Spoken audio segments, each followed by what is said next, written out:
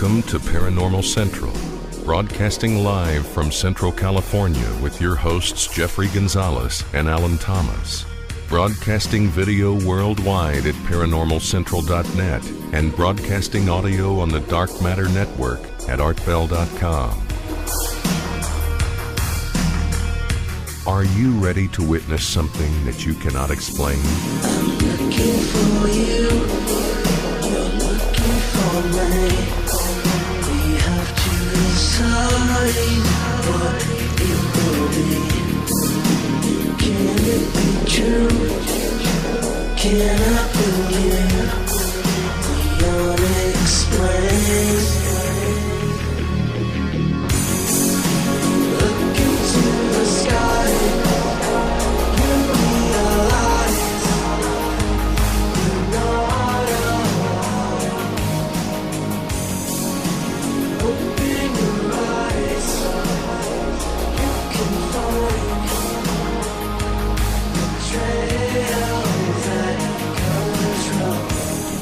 Hello everyone, welcome back to another episode of Paranormal Central, broadcasting live in the bottom left-hand corner of the Nevada Triangle in a city called Fresno, California. My name is Jeffrey Gonzalez. I am your host for the show. Also the founder of a group called the Sanger Paranormal Society. Been investigating the paranormal going on over 12, 13 years now. I started this program about 7 years ago because I've been finding just incredible evidence of the paranormal that I had to show you guys somehow, and I think this is the right highway to do it, and so far so good. My team, one of the guys is sitting right here to the right of me, to the left of you is Alan Thomas. Good evening, everyone. Good to see you. Emerald is not here again today, and we have to say sorry to Emerald. She is losing her grandfather, so she is in Sacramento right now with him by his side, and sending our prayers to her and the family. Tonight we have, just like every week, a great show for you. When it comes to the paranormal, we could talk about things forever.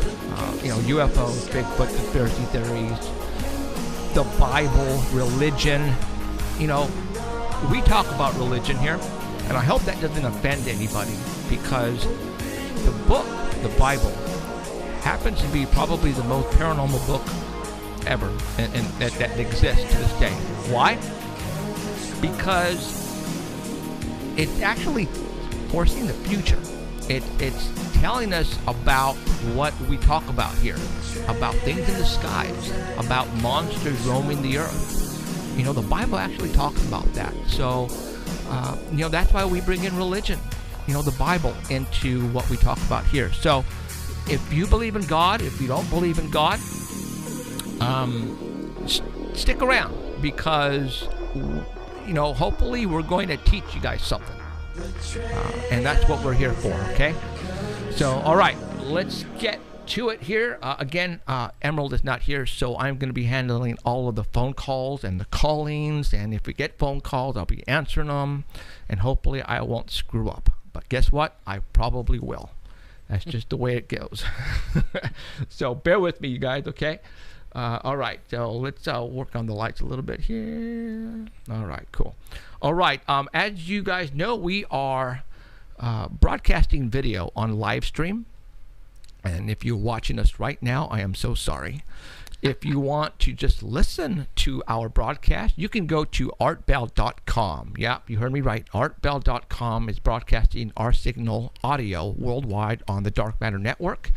You can go to ParanormalCentral.net, and you'll have two links on there. You can go to the Art Bell, or you can go to the live stream and watch us. Or what a lot of people do, because sometimes the sound stinks on here, is you can go to live stream, mute us, and you can go to Art Bell and listen to us. And a lot of people do that, and they say it works out great. There might be a delay in there, but you know what? Who cares, right? So we're going to be calling Danny Valderrama, who is our Squatch reporter, and I think he's finally home and he's not on the road. It's about frickin' time. And he sends us over some pictures, and we're going to be showing them on live stream.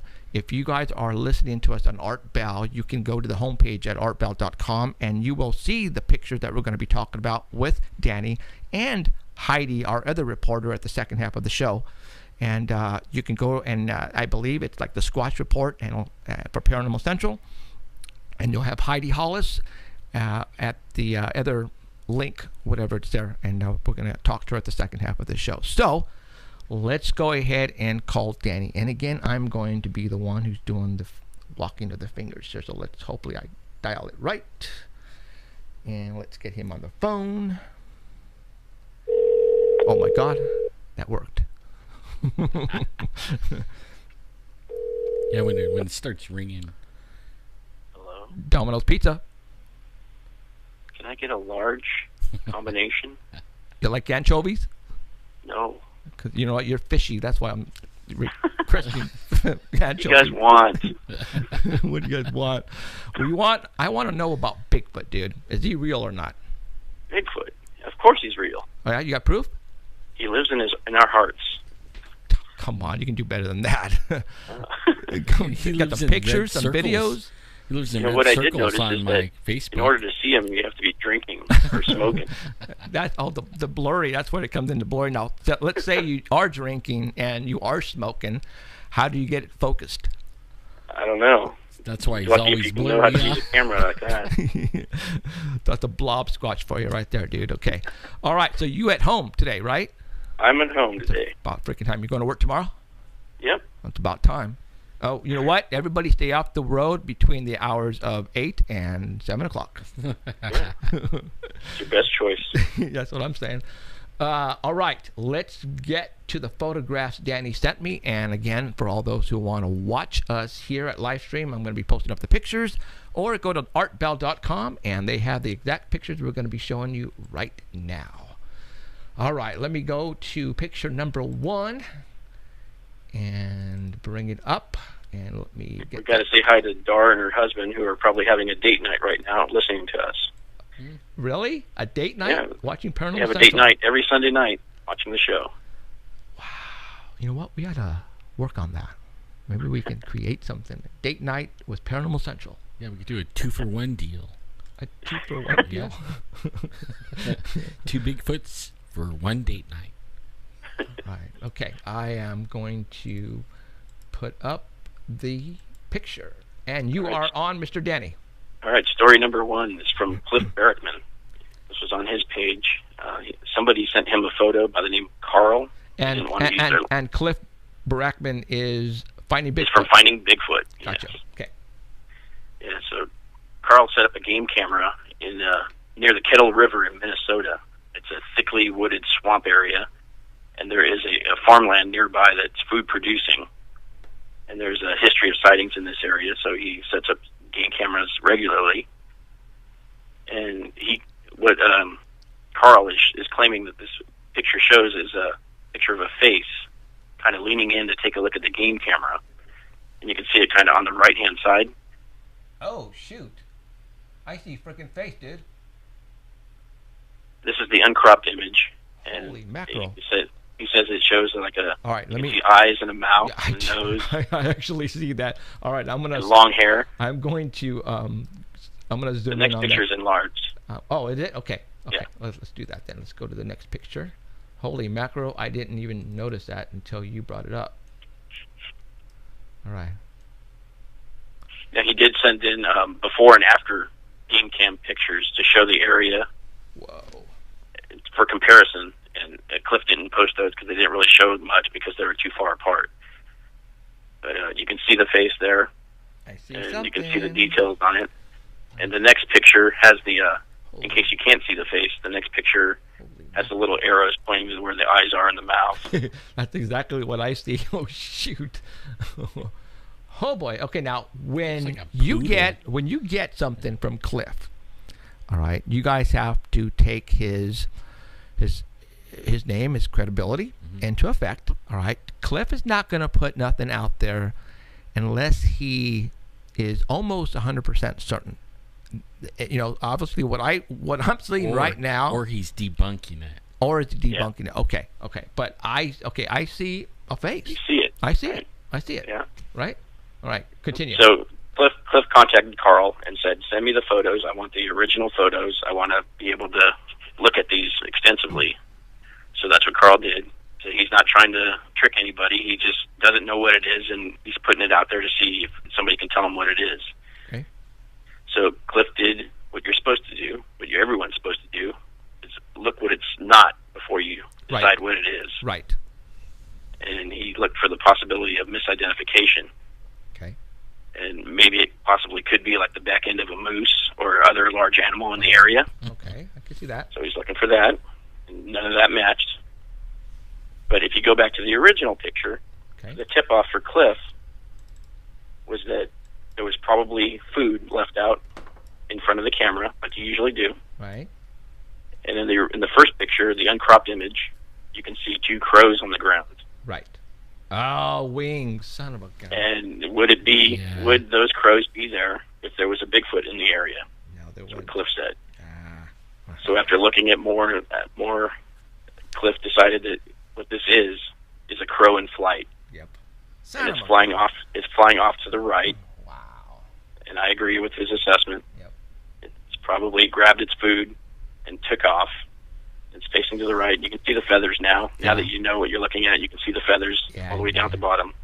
Right. You can see the wings. I'm bummed.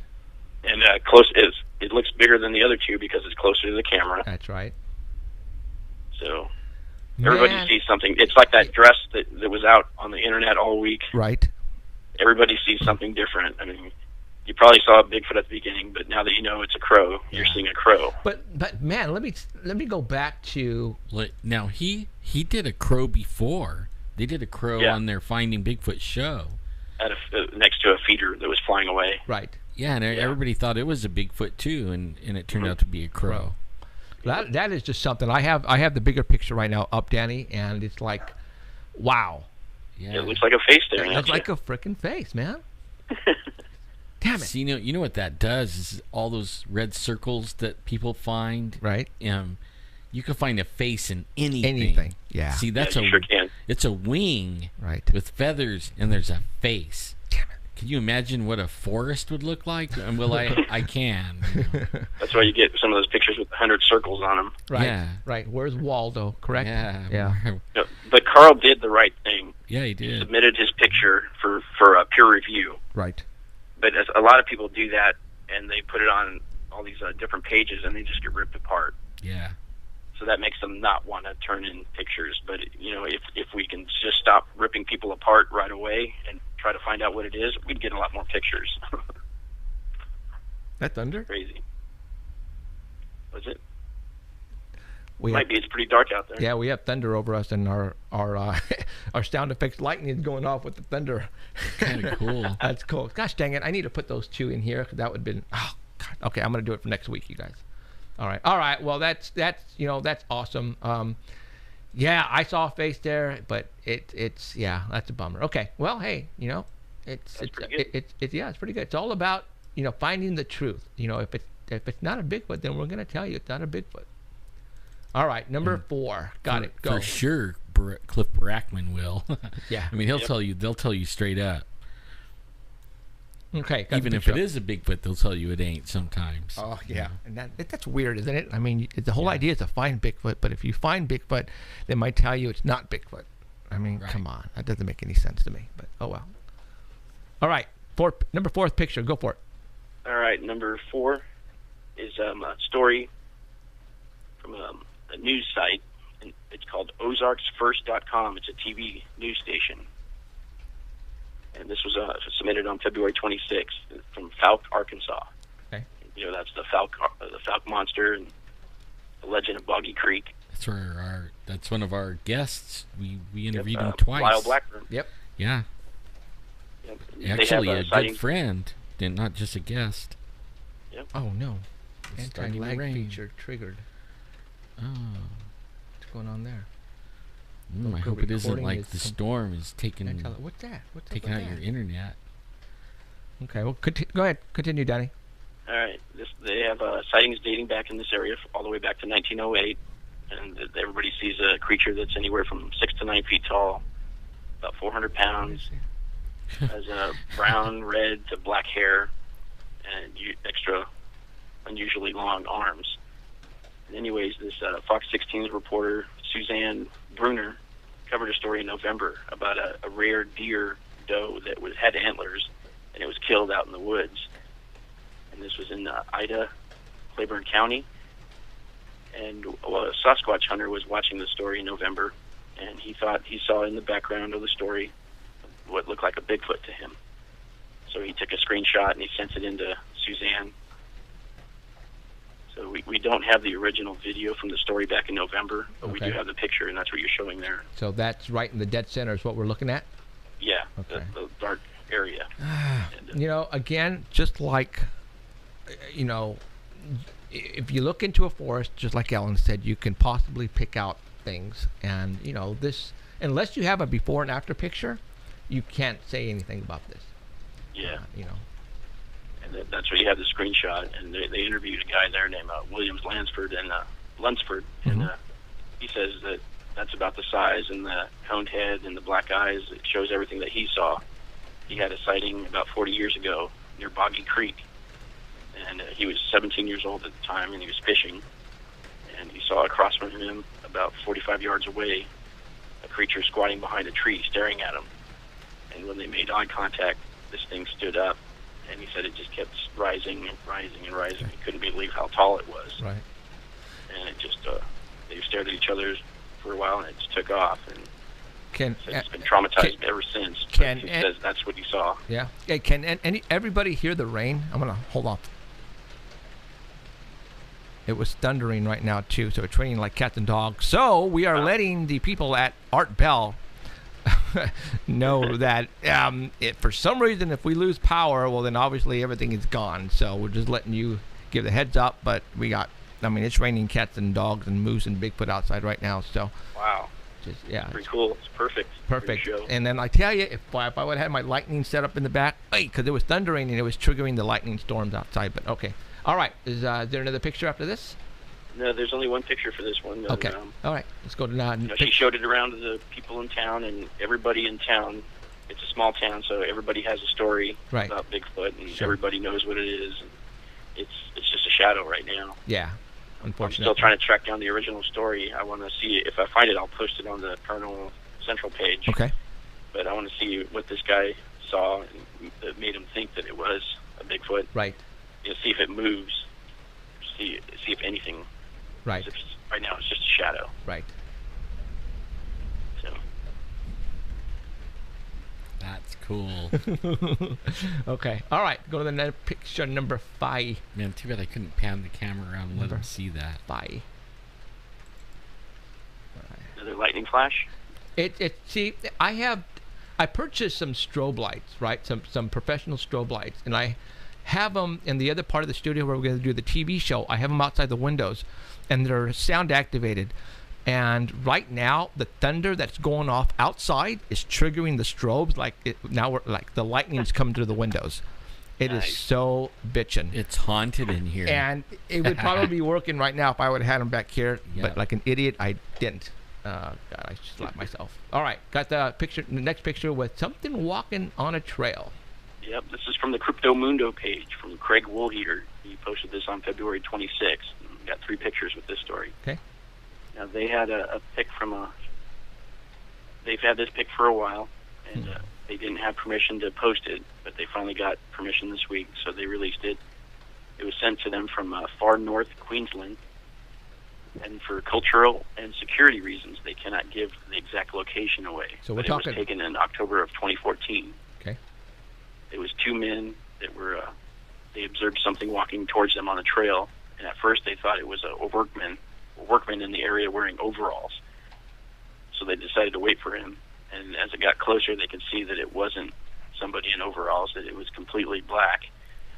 It was 8 to 9 feet tall, had a large stomach, and the muscles in the neck and the shoulder were pretty muscular, and they can see them, and had long arms, walking like a man. So they pulled out their cell phone and they took this picture. And it was about 70 to 80 meters away, which is about 230 to 260 feet away, which is about a little over 3/4 of a football field away when they took this picture. That's why it's so far away. And then they left the area after they took the picture. They're claiming that this is the 100% genuine photo, not photoshopped or anything like that. And if you go to the next picture, it's a close-up of it. Okay. Let me go to that picture now. Okay, got it up. They had a much better view of it than these Sure. pictures, so we don't know what they saw. They just their descriptions, but it's not convincing. I mean, Oh, still can't tell what it is. yeah. Still almost a football field away. Could be a possible misidentification. Why didn't they wait till it got closer to take a picture? Right. And that's why didn't it try to hide when it saw them? true. Because if it was a Bigfoot, it would have just really quickly taken off to the left and run into the trees. I mean, Yeah. Why would it be walking on the main trail if there was somebody ahead of it? That's not usual behavior. That's cool. Some are saying if you go to the next picture, it could be an Aboriginal man too. I don't know. oh, yeah. I mean, you know This what? is Australia. This is a Yowie. Yeah, I see on its right hand, which is the left side, like it's a walking stick, maybe. Yeah, that's what some people see too. But if you go to the next picture, Okay. on this picture, you can kind of see something to the left of it. This picture would be. And they're saying that some people are saying that, hey, that could be another Bigfoot walking with it that's cloaking. What? You see kind of the shape there with an arm. Let me I see it. move in closer here for everybody. Yeah. What? Where do I you think, see I that? think I know what that is. You Wait. do? What are you seeing? What? I think it's the fence line. Yeah, it is the well, fence. yeah, that's the fence line there. I don't see nothing on the Yeah. left. On some of the pictures, it shows up pretty good, and it looks like there's a figure there, and you can kind of see the left arm. But what it actually is the fence line, because you can see the fence on the first picture. You can see the fence where the fence is, Right. and then it rises and it drops right where the creature is. And one of those fence posts is totally illuminated by the sun, giving the appearance that there's an arm there, and that's all it is. It's just the fence. It's not one cloaking. But You know, I'm looking at that thing, whatever it is, and the legs are awfully skinny. yeah, the arms kind of look long. Yeah, they do. And But I don't know about the 8 to 9 feet tall. yeah, Because, well, the boards in the foreground, right, probably at the 4 foot level, because you have to pound those in. right. That's exactly what I was going to refer to. And then so it's probably like 6 feet tall. Right. Yeah, it's not that tall. And And he's wearing a hat. a hat. He's And a if hat you look at man. the bottom in all 3 pictures, it looks like right where the ankle starts, there's a straight line on both legs, and it looks like white shoes. Oh, yeah. It's a perfectly straight line underneath both legs, and it's a white area underneath both of them. Yep. So I don't know if this could be just somebody walking out there. Yeah, that could definitely miss identification. So pretty weird. What? Still a lot of, you just got to submit the pictures and Right. Well, oh well. Okay. let everybody make their own decision. Absolutely. So, it's kind of funny because this is a Yowie, right? Yeah, this is a Yowie. It's kind of funny how I mentioned the Yowie last week, and all of a sudden there's a Yowie picture. Yep. Okay. Yeah, we were interviewing Yeah. Daniel Ansel. Yep. Well, maybe Yowies have white feet and hats. They might. You know, Right. they're like disguised. You know, they don't want to look like a Bigfoot or a Yowie, so they disguise Plenty of themselves. gift shops out there. The true Australian ninja. Yeah. All right. Go to picture number 8. All right, these are just fun pictures. What do you do in the snow? This is from February 26th on the BFRO page. There's just some people out in Oak Ridge, Tennessee, having fun in the snow, building a Bigfoot. So they painted the snow. Is that what they They did? painted the snow. Cool. Yep. All right. They used spray paint because somebody asked them, what did you use? And there's an unidentified man. The second man is Brandon Samaka and Ashlyn Yost, all from Oak Ridge, Tennessee, having some fun out there. Yeah, I guess so. They're paying homage to Patty. Not bad. Not bad at all. Second picture is her backside. And then the third picture is the Bigfoot. The Bigfoot. And finally, a not blurry picture. And somebody was saying that it kind of looks like the Keep On Trucking person from the 70s. Oh, okay. I remember It that. kind of looks like that. But now it's Keep On Trucking Bigfoot. That's funny. That's So, funny. Right on. A little imagination and some paint, and you can do good things. You can do everything, and you can. What's the word? You can. Win T-shirts from us. Yeah. Right on. So what else is going on, Danny? That's it. So where are you going to be next week? Next week, I'm going to be at a funeral, but I'll be on the show. Oh, you will? Okay. Yeah. Okay. Yeah. It's here in town, so we're good. You were going to be out of town, though, weren't you? I was going to be out of town, but then we had this. The funeral. Yeah. Okay. So we're going to stay in town. All right. Okay. Is the funeral on Saturday? It is. Yeah. Oh, okay. All right. Yeah, All right. Sounds good. All right, Danny. Thank you much, sir, and we'll talk to you next week. All right. Don't get hit by lightning. No. I don't know if it's kind of cool though. Can people hear it? Yeah. Yeah. No? Yeah. I heard the rain, but not the lightning. The chat Or the is thunder, saying you're hearing it. They're hearing it? Cool. Yeah. Okay. All right. All right, Danny. Thank you, man. Bye, All right, Danny. take one for the team, guys. All right. Yeah. Alan, go run out there. Take that mic stand and go out there and hold it up. I'll get You right. can. Yeah. I got curly enough hair. All right, Danny. Thanks, dude. All right. We'll see you guys. See ya. Bye. All right. That was Danny Valderrama, our Squatch reporter, known around the world As the Squatch reporter. as the Squatch reporter. All right. What time is it? Man, 26. I think the storm has us going way behind, though. Well, you know what? It was delay. lagging on. As soon as the first thunder hit, the screen came up yellow and said something that I've never seen it said. So I think it messed with our streaming somehow. So yeah, I hope it didn't really mess it up completely, but we're on, so we're good. So, all right, okay. In 15 minutes, we're gonna have a call come in. Next week we are going to be at the Tulare Sci-Fi Con, both days, Saturday and Sunday. We're gonna leave early on Sunday so we can be back for the show. It's going to be fun. On Sunday, my production crew is going out there, and we're going to have fun with the cameras. And I don't know what we're going to have set up yet, but we're going to have a 10x10 booth. We're going to take some props and we're going to fix it up and all that. And obviously we'll take pictures and all that kind of good stuff so we can show it to you that Sunday. But we're going to probably go around and do like interview on the street, and I don't know what type of actors or that they're going to have there, but hopefully we'll interview some, and we're just going to have some fun. And we're going to use a lot of that for our TV show episode. I'm not sure which episode that's going to air at, but we're going to put it on there and have some fun. So in the meantime, before Philip calls in, we have 15 minutes. Last week, we had a lot of stuff to talk about, and we ran out of time. And we were going to tell you about our little field trip that we took on the outskirts of Fresno, California. Not the mountains, but the foothills. Not even the foothills, more like the valley floor. Right. All right. So we went, it was Alan, Robert, and myself, and we went and had a meeting with this guy who says there's some crazy stuff happening on his property. He has lemon trees, organic lemon trees, the way we found out that he was growing, which might make it very appetizing for the Bigfoots. Right, yeah, because they have a higher sugar content. And they're a lot bigger from what I understand, too. So anyways, let me tell you what he told us.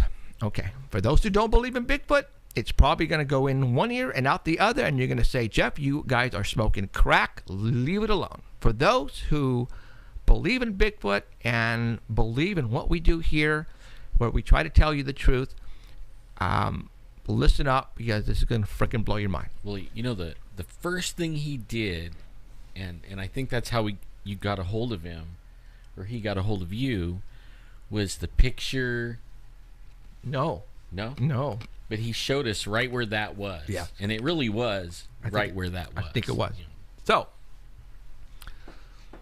got a call. And my buddy told me, hey, you need to call this guy. He's having some problems on his property. So we did. I did. And remember I told you that one day before I got sick, Emerald and I went over and talked to him. Well, last Saturday, we took a little trip up there with Alan, Robert, and myself.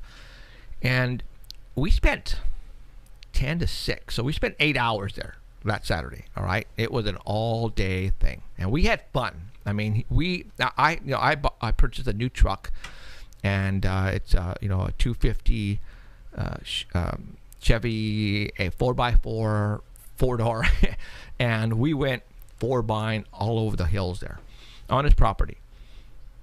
And he was showing us stuff, and he told us some stories. And I'm going to tell you a story that he told us. And at first, though, when he told us the story, he wasn't thinking Bigfoot. He was thinking, what the hell are these people doing on my property at 2 or 3 o'clock in the morning? All right. So when you're a farmer and you're farming lemons, you have to get up early in the morning and sometimes stay out late to watch the water and make sure that the water stays in the rows of your trees. And one day he was out, and he saw 2 guys walking or doing something on his property, and he noticed that they were camoed, and they were wearing camouflage, and they had big guns. So I'm assuming AR-15s, and they were actually camouflaged guys. Okay, what he told me, it reminded him of military personnel. This is not the first time I've gotten reports of military personnel in camo with AR-15s in the foothills. No, or even on the valley floor in areas where we're getting reports. Yes. So like out by Mount Owen. Right. So take that into consideration when we're telling you that there are military wandering around where there are Bigfoot sightings. Okay, so keep that in the back of your mind. All right, now he is riding around on one of his 4-bys, and then he gets his flashlight and he says, "Hey, what are you doing on my property?" Right? The 2 guys, oh my God, he sees us, and they start running to hide. Then he sees 4 other guys, and he describes these 4 guys as wearing heavy jackets, black jackets. Same thing that I described. Right. It's exactly the way I described it. Exactly. So he goes, "Hey, what are you guys doing on my property?" And those 4, he thinks, are guys, are running, and he notices one of them has a pig over his shoulder, and 2 were going this way and 2 were going this way, and the guy with the pig hits a steel water pipe that is carrying water from a reservoir through his property line, and it sees this guy hit the pipe, and he flies over, right, like this, like somersaults in the air, and so did the pig. The guy gets up, throws the pig over his shoulder, and all 4 run up the hill. Now, we were there and we saw this hill, and he goes, "Jeff, those 4 guys ran up that hill like it was nothing, and they ran straight up at a high rate of speed, and they were gone in no time."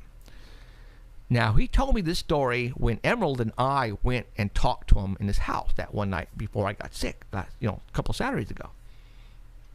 And what he told me made sense. I'm going, "Dude, this is what you saw."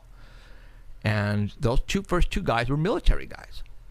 What were they doing out there? Well, my theory is they were looking for those other 4 guys, but those 4 guys weren't guys. Those were Bigfoots. And they were not wearing heavy jackets. They were just big guys, man. Yeah. Big guys. The heavy jacket looks like, but really it's muscle. It's pure muscle. Right. They're big. Right. And one of the Bigfoots was carrying food.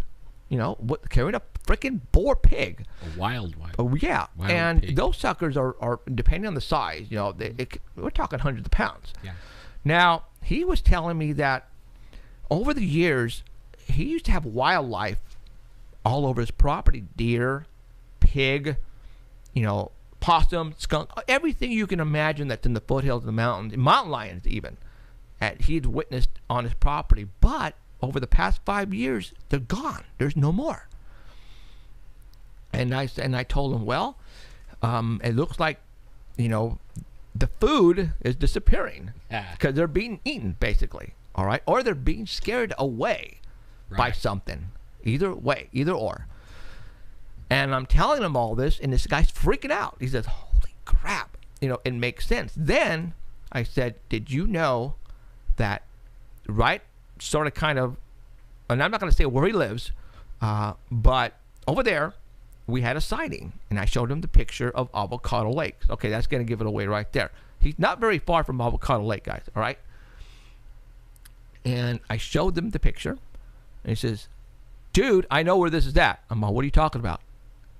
That's across the street from my house. I'm all, what? And he goes, yes, I know where that's at. And so it was already late at night, and he couldn't take us out there because it was already dark. But Saturday, that's the first place he took us, was to the spot. And I had the picture of the Avocado Lake and the Bigfoot on my camera, on my cell phone, and I brought it up. And we went, holy smokes, dude.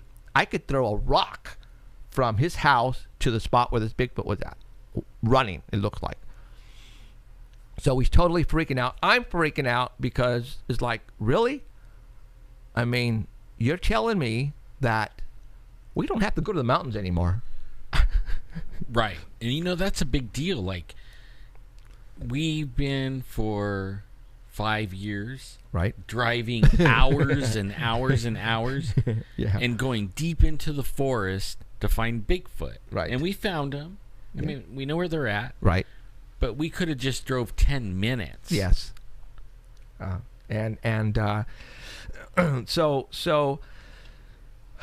that day, last Saturday, we spent, all four of us in my truck, driving around, and he has some killer property. All right.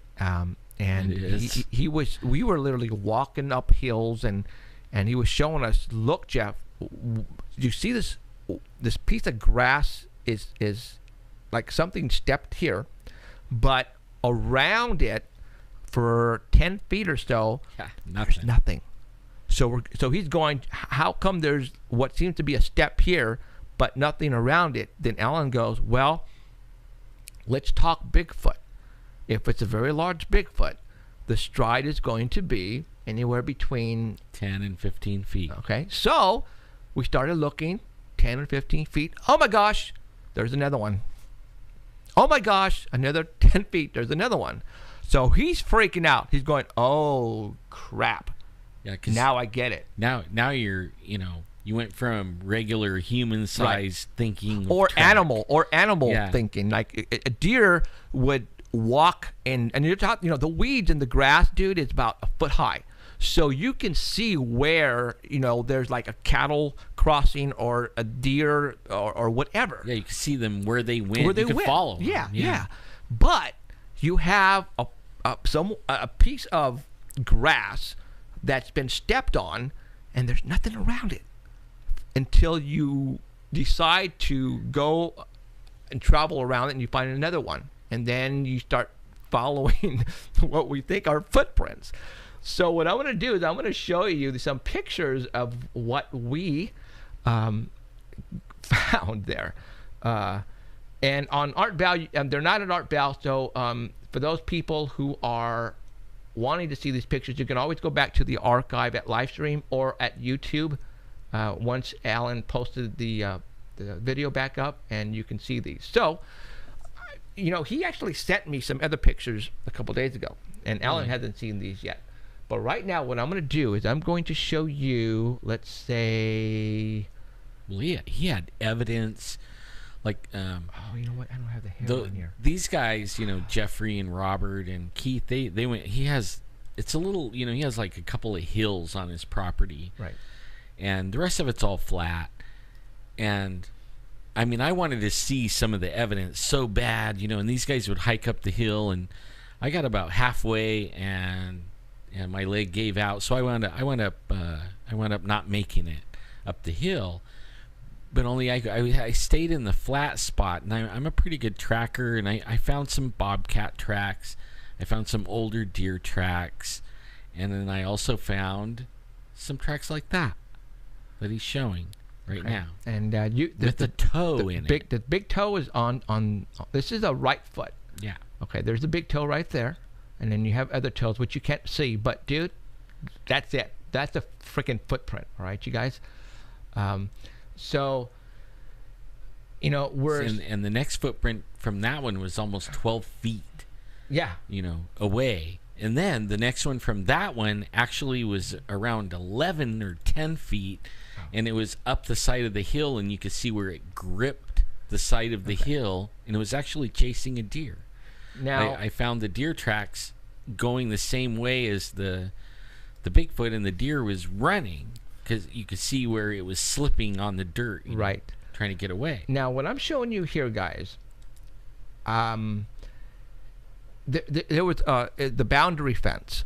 Now, granted, there are cows here, but this location here is like a trail, a off-road vehicle trail, and this was caught on the barbed wire. Now, let's think about this. I don't know what kind of hair is on a cow. All right, so I cannot say what this is. But this was on the barbed wire, where there's a road and this goes across the road type of deal. I saw cows. There were cows, so I don't know if this is cow hair or not. Regardless, I grabbed that. I think that was Robert's foot. Yeah, that was the other footprint. Yeah, that was Robert. That was Robert. He's like a 9.5 or something like that. Yeah. So I actually have this hair right now. I actually grabbed it, using the proper techniques to not get it contaminated, and I have it in a cardboard box.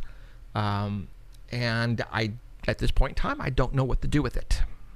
Okay, we're thinking, is it cow? I mean, I don't know. Well, I know there is people that can look at the hair and tell right away and identify it. Yeah. Okay. Well, if anybody sees this, knows what this is right away, then and tell me. But just because you send us an email saying it's cow, I'm not going to take that as a 100%. That's what it is. If for me to be at ease, I would have to take it to our professor maybe, and just say, hey, he might be able to do just to do it because he knows his animals type of deal. Okay, so we got that. All right. Then he's been texting me back and forth. He's been wandering around his property and stuff, and sort of kind of not on his property, but over the street. He found this, and it's an old shed, and he says it's like a that's Mr. Cable. You know what? Let's go ahead and. He hasn't seen any. Since then, he hasn't seen any military. Right. Philip. Yes. How's it going? I'm doing fine, sir. All right. So so let's we got Philip calling in from the Tulare Sci-Fi Con people, so we're gonna go ahead and talk to him, and then we'll get back to the Bigfoot stuff. So, all right. So, sure. So we got a week to go here, huh, Philip?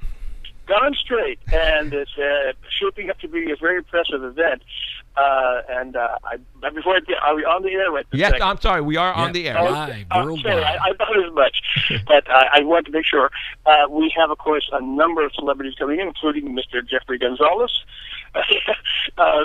Your show. In fact, I believe you're going to be doing some interviews while you're there. Yeah, we're going to bring down the production crew on Sunday, and we're going to shoot some stuff and use it for our TV show. Yeah, we've already got a couple of people who want to talk to you right off the bat, and I think there'll be far more when we get there. But anyway, we've got a lot of celebrities coming in from Hollywood, actors, movie producers, special effects people, makeup people, people like Rick Mora from Twilight, Carolyn Hennessy from True Blood and Terminator 3, Roxy Astor, who was one of the wrestlers from Glow, Adrian Paul, ladies, for all the ladies out in the audience, Adrian Paul from Highlander and Dark Shadows, Scream Queen Deborah Dutch from Star Trek, David Gerald, who wrote The Trouble with Tribbles, also was the story editor on Land of the Lost, the original. Rex Williams, who's from Destination Truth, Tony Oliver, who was the voiceover actor from Robotech, but also recently starred in the short film based on Mighty Morphin Power Rangers, Rico Ross, who was in Aliens, Babylon 5, Doctor Who. Let's see. Also, Apollonia, the singer from who was in Purple Rain, will also be there. Jimmy Hunt, who was starred in Invaders from Mars back in the 50s. The movie producers like Scott Sargent, Ian Pugh, Adam Rady, Jeannie Williams, from a former network executive for the Fox Network, is going to be on hand, and is currently producing a number of motion pictures. She's going to be there helping present an award. Ethan Dettenmeyer, who is the host and head of Combat Radio, and has been instrumental in getting some of our celebrities. Carl Gottlieb, who wrote Jaws 1 and 2, comic book artists Ed Savage and Edward Llewellyn. We just got a whole ton of people coming to this thing. All together, I think if you count all the comic book artists, all the writers, all the actors, movie producers, special effects people, and so on, we have about 70 different celebrities coming into this event. That's extraordinary for this area. Yeah, it is the largest, in terms of that, in terms of the number of celebrities, this is the largest event that's ever been in the San Joaquin Valley, possibly Central California. Holy mackerel. So, yeah, right. If you can't find something interesting to do or see somebody interesting to talk to at this event, there's something wrong with you. In fact, we're going to have all day on Saturday and Sunday. You'll find panels, you'll see demonstrations on martial arts, on makeup, and so on. There will be movies, of course. Some of the rare movies. We'll have our own small film festival as well.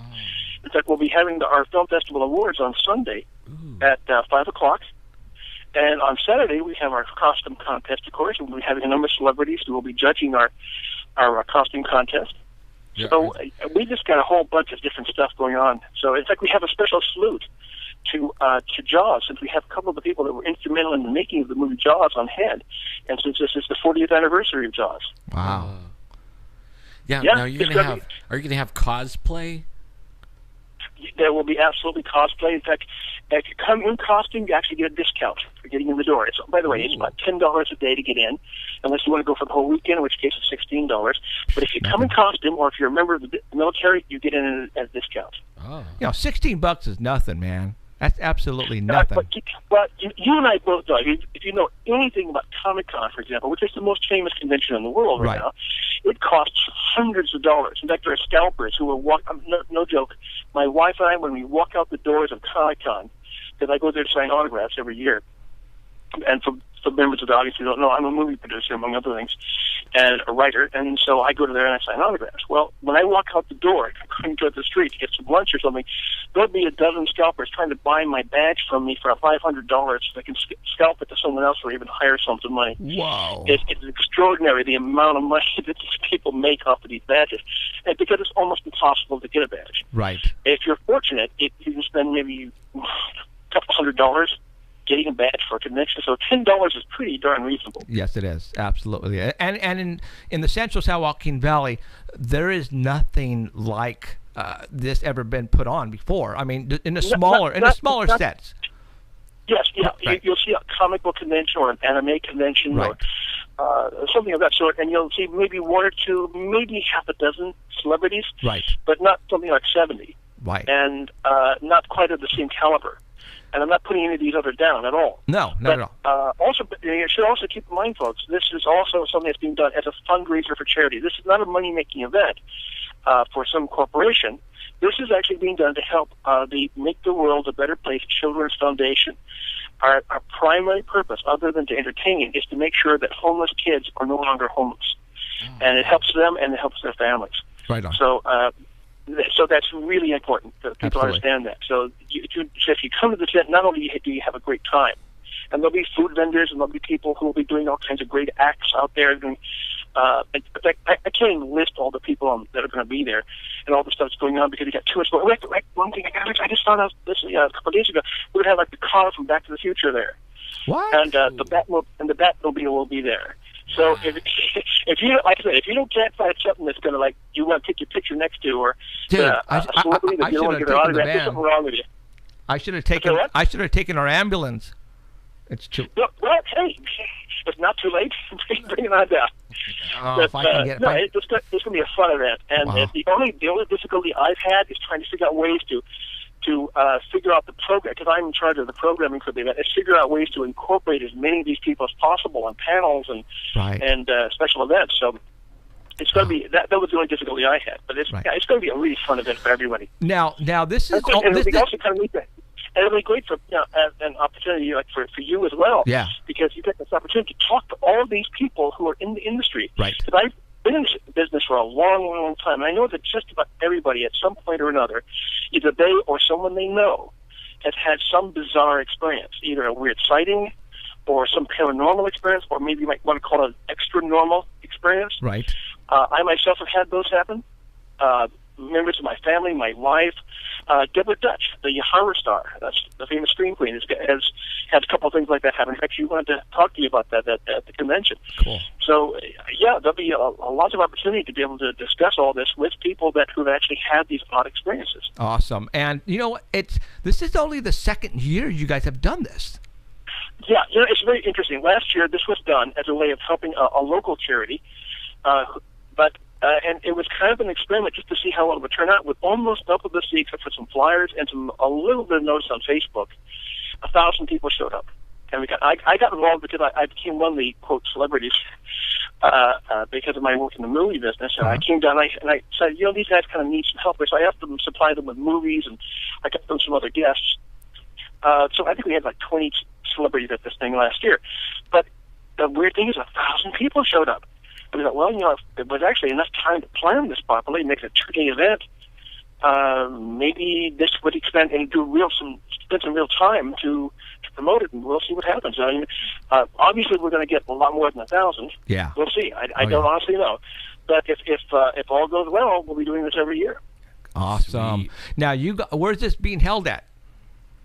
This is being held. I'm glad you brought that up. I might have forgotten about that. It's being held in the city of Tulare next week, next Saturday and Sunday, at the Tulare Agri Center. Okay. Which of course is where they have the famous the Ag Show. Right. And we'll be in Pavilion C. Okay. And there'll be signs that will hopefully direct everybody correctly to the right gates so they can park and get registered. And by the way, every person who goes through the gate and gets registered also gets a ticket, because every half hour we're going to give away a prize. Cool. All right, right on. So yeah, it's going to be very cool. Not only do you get all this for $10, you also get stuff in the process as well. Wow. But anyway, yeah, it'll be in Pavilion C. Okay. And right next door to that is the Hilders building, which is where we have all of our panels and a lot of our movies. Awesome. Now, and in fact, our contests as well. Right on. Now, let's talk about you a little bit. Okay. You've been in the industry a long time. Tell everybody who you are and what you've done. Okay. Well, first of all, my name is Philip Cable. I was originally a playwright, could not make a living being a playwright, so I worked my way through the movie industry back about over 40 years ago. And started off as a screenwriter, eventually worked my way, worked my way down to being a producer, but anyway, I became a director and a producer. At one point, I was also a movie distributor, selling movies overseas. I specialized in doing low-budget movies. Now I do big-budget films. In fact, I have if I can give myself a quick plug, we're going to be doing a great major film that I probably shouldn't mention what studio yet because we're in negotiations with them. But it'll be an independent film, but a major film released to a major studio based upon the life of Chenault, it's also called Chenault and the Flying Tigers. Of course, the famous combat aerial team of World War II, who was a great hero in China. And shortly thereafter, we're also going to be making a movie based upon the last literary work of Alex Haley. We're working in cooperation with his family to make a movie called The Keepers of Honor, which is about the origin of the Coast Guard, which was the original Coast Guard was composed almost entirely of ex-slaves. So we'll be making a movie about that as well. And we have some other projects we're going to be doing as well. And so perhaps one of them also based on a comic book, because I own a small comic book company as well. Wow. But I've been in this business for quite a while. I've made a lot of movies. Awesome. Now, next week, what are the times that this thing is going to... Okay. We start at 8:00 in the morning. I recommend, if you really want to go to this thing, because we're expecting a big turnout, get there as early as you can. Officially, it all starts opening, and you can start getting registered at 9 o'clock. But I personally think you got to get there a little earlier than that. Okay. There's only so many people we can get in through the door as fast. We'll do it as quickly as we can, but you can only get so many people in, per minute. Right. So I suggest get there no later than 9 o'clock if you can. Okay. And the doors will open at 10 o'clock, and we go in from 10 o'clock in the morning until 6 o'clock officially on Saturday, Okay. and we'll go longer because at 6 o'clock that's when our costume contest. So we'll figure about 7:30. Okay, now And then we go on Sunday. We go from 10 until 5, and at 5 o'clock that's when our film festival awards are. okay. So since we're going to be going on Saturday morning, we need to get there early, right? Either that, or in the case of anybody that needs to set up, you can come there on Friday night, anytime after 7 o'clock, and you can be setting up. Okay, I might have to think about that and possibly do it on Friday. Well, we'll see. We're pretty good at setting up. Yeah, you know? but in your case, if you can't do it on Friday night, then come there early as you can on Saturday morning. Okay, and I think that's probably going to be the plan. Is we'll arrive there Saturday morning. I have help, and we'll be able to set everything up. With that ease. sounds great. Not a problem at all. Do you have RV parking? RV parking? Yeah. We have special parking for all the people, all the celebrities, and all of our vendors, which is totally independent from the public parking. But yeah, there's going to be a ton of parking for Are they everybody, asking? public as well as all the They celebrities asking? as well. Oh. No, like some people, the vendors and stuff. They, Oh, right. they cruise in their fifth wheels and trailers. Right. and stuff. Right. So, okay. Well, I'm looking forward to it. I had no clue you were going to have that many celebrities there. That's going to be awesome for us. To be perfectly honest, we didn't think we were going to get anywhere near that many. We're actually kind of still getting over the amazement of having that many people who want to come. Part of the reason we're doing it, though, is because they want to help the charity. Sure. And that's awesome. That is totally awesome. So a lot of these celebrities are going to be like signing autographs and stuff, right? Yes, signing autographs. If you want to have your picture taken with them, in many cases you can. Okay. And they'll be selling pictures, photographs, movies, maybe TV episodes that have appeared, and it all depends on the individual. Right. And at the same time, there'll also be combat radio, which is what Ethan Dettenmeyer, who also will be there, will be actually doing live broadcasts for his radio program, which will be pretty much heard throughout much of America and Hawaii, I believe, as well, and perhaps even elsewhere. They even have some places overseas that do the show. Right so, Okay. plus, of course, they'll also be on a lot of panels and demonstrations. Some of them will also be acting as judges for some of our contests. Cool. All right. Well, hey, I am looking forward to it. I am going to start putting everything together that I need to take with me Saturday morning. I'm looking forward to it. From day one, I wanted to get you on this show, and we're all going to have a lot of fun. Absolutely. So, and with that many celebrities, I think we're going to get some good stuff for TV. I really do. I hope so. I really do. And I believe that, first of all, like I said, I think everybody's had an experience. Right. The question is coaxing it out of them. Yes. And you know what? That's not going to be a problem. I think we'll be able to do that. So. And one of these times after this convention and I actually have a little moment to read, I'll be happy to come on your program. I'll tell you some about the stuff that's happened to me. Heck yeah. That's perfect. That would be awesome. So, all right, Philip, thank you very much for calling in and filling in on the event next week. And we'll see you on Saturday morning. Well, thank you. I appreciate you letting me call on your show. Awesome. You take care. Have a great evening. Awesome. Bye-bye. Thanks, Philip. We'll see you next Saturday. Bye-bye. Okay, see ya. Had no clue there was going to be that many. I went on their website and I saw, quite a bit, but not that many. I guess it must have been a last rush at the very end. Central California doesn't have these things at all. They don't. And the location where they're having this, if you guys don't know where it's at, it's where they have the world's largest agriculture fair. I don't know what else to call it. People from all over the world come to this. Literally, Japan, China, Australia. They show the newest technology for farmers. How to, everything farming, this is the place to go every year. And I think it was last month when they had it. This is a very large facility, and it could pretty much accommodate anything. Obviously, they're only going to be in maybe 1 or 2 buildings, but the buildings are huge.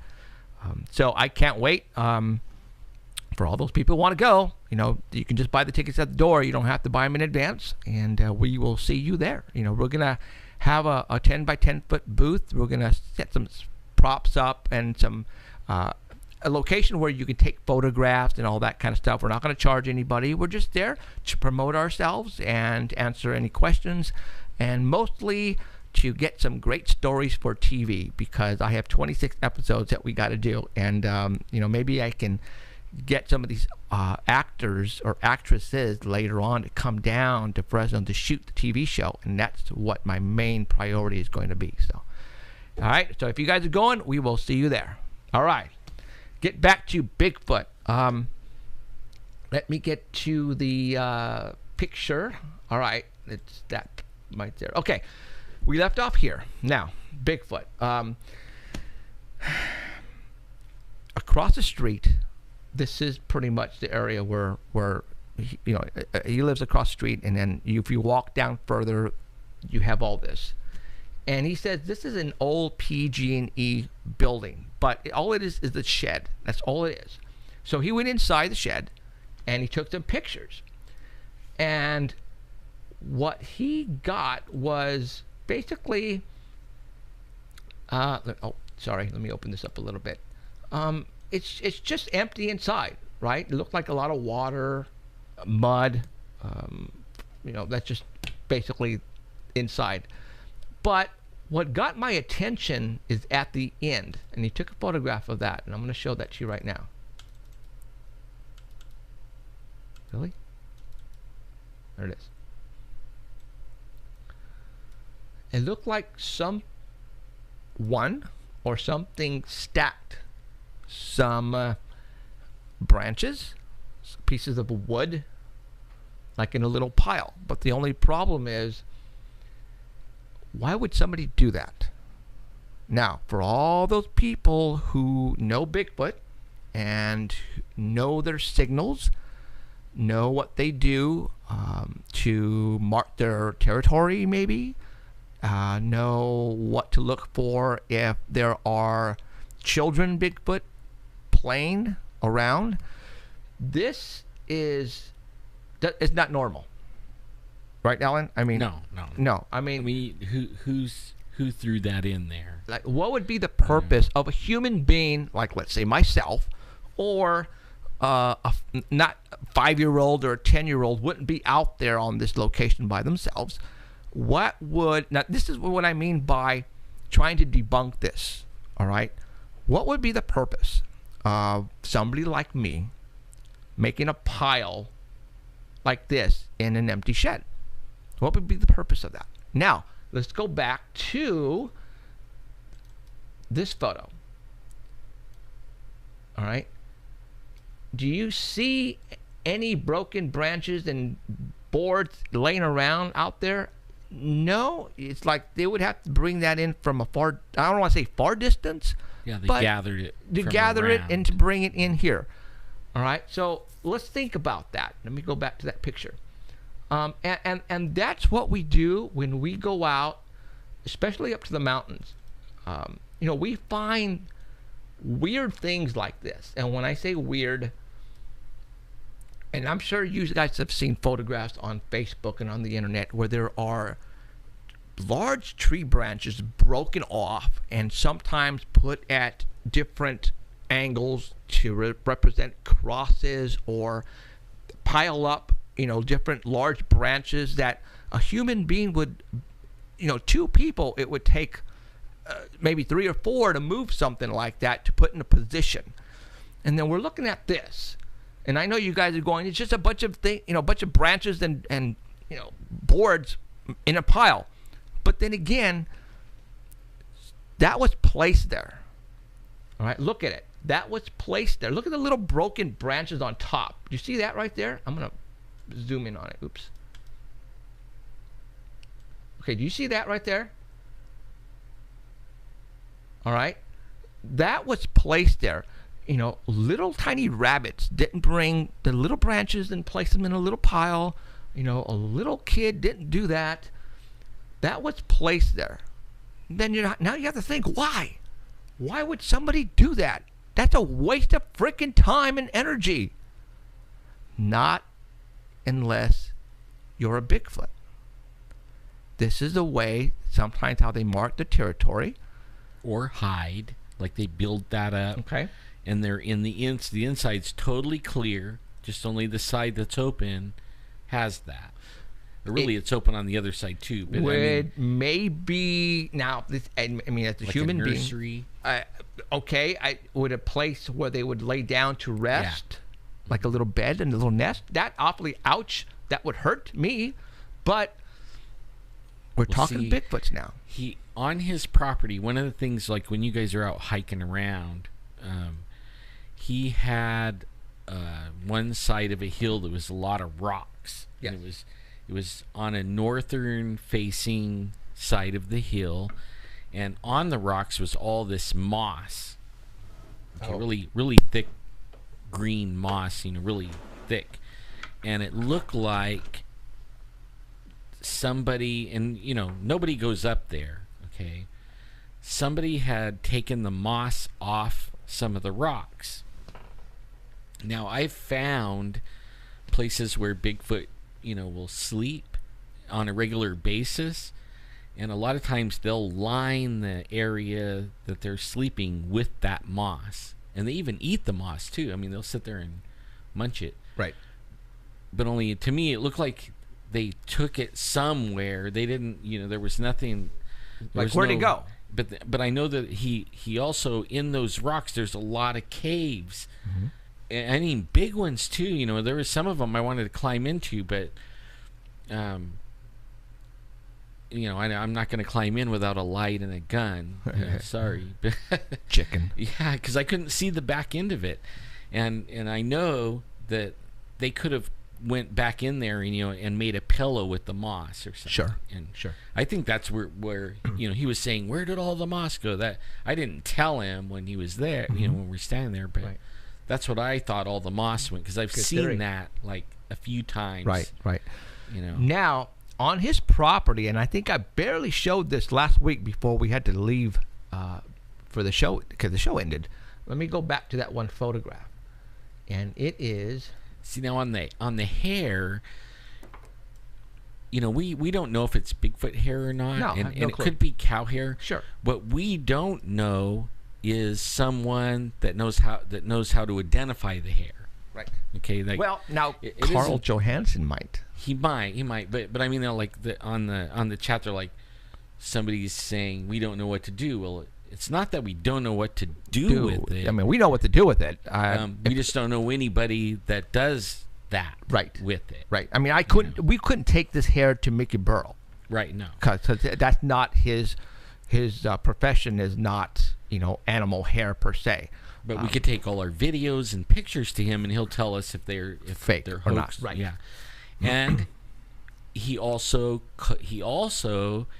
when we have a site where we think there might be DNA of a Bigfoot, and we usually have him come out, and he does like a crime scene investigation. Right. And he does everything, and that way we don't contaminate anything.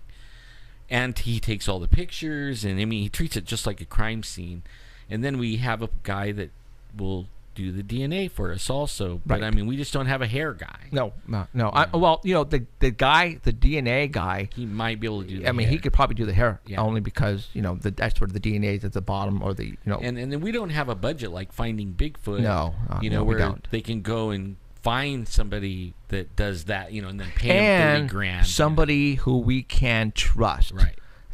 Because, sometimes the people that Finding Bigfoot take the stuff to, it's like, there are scientists out there, you guys, who don't want to even be involved in Bigfoot, to even say Bigfoot exist, because it's going to change the world as we know it.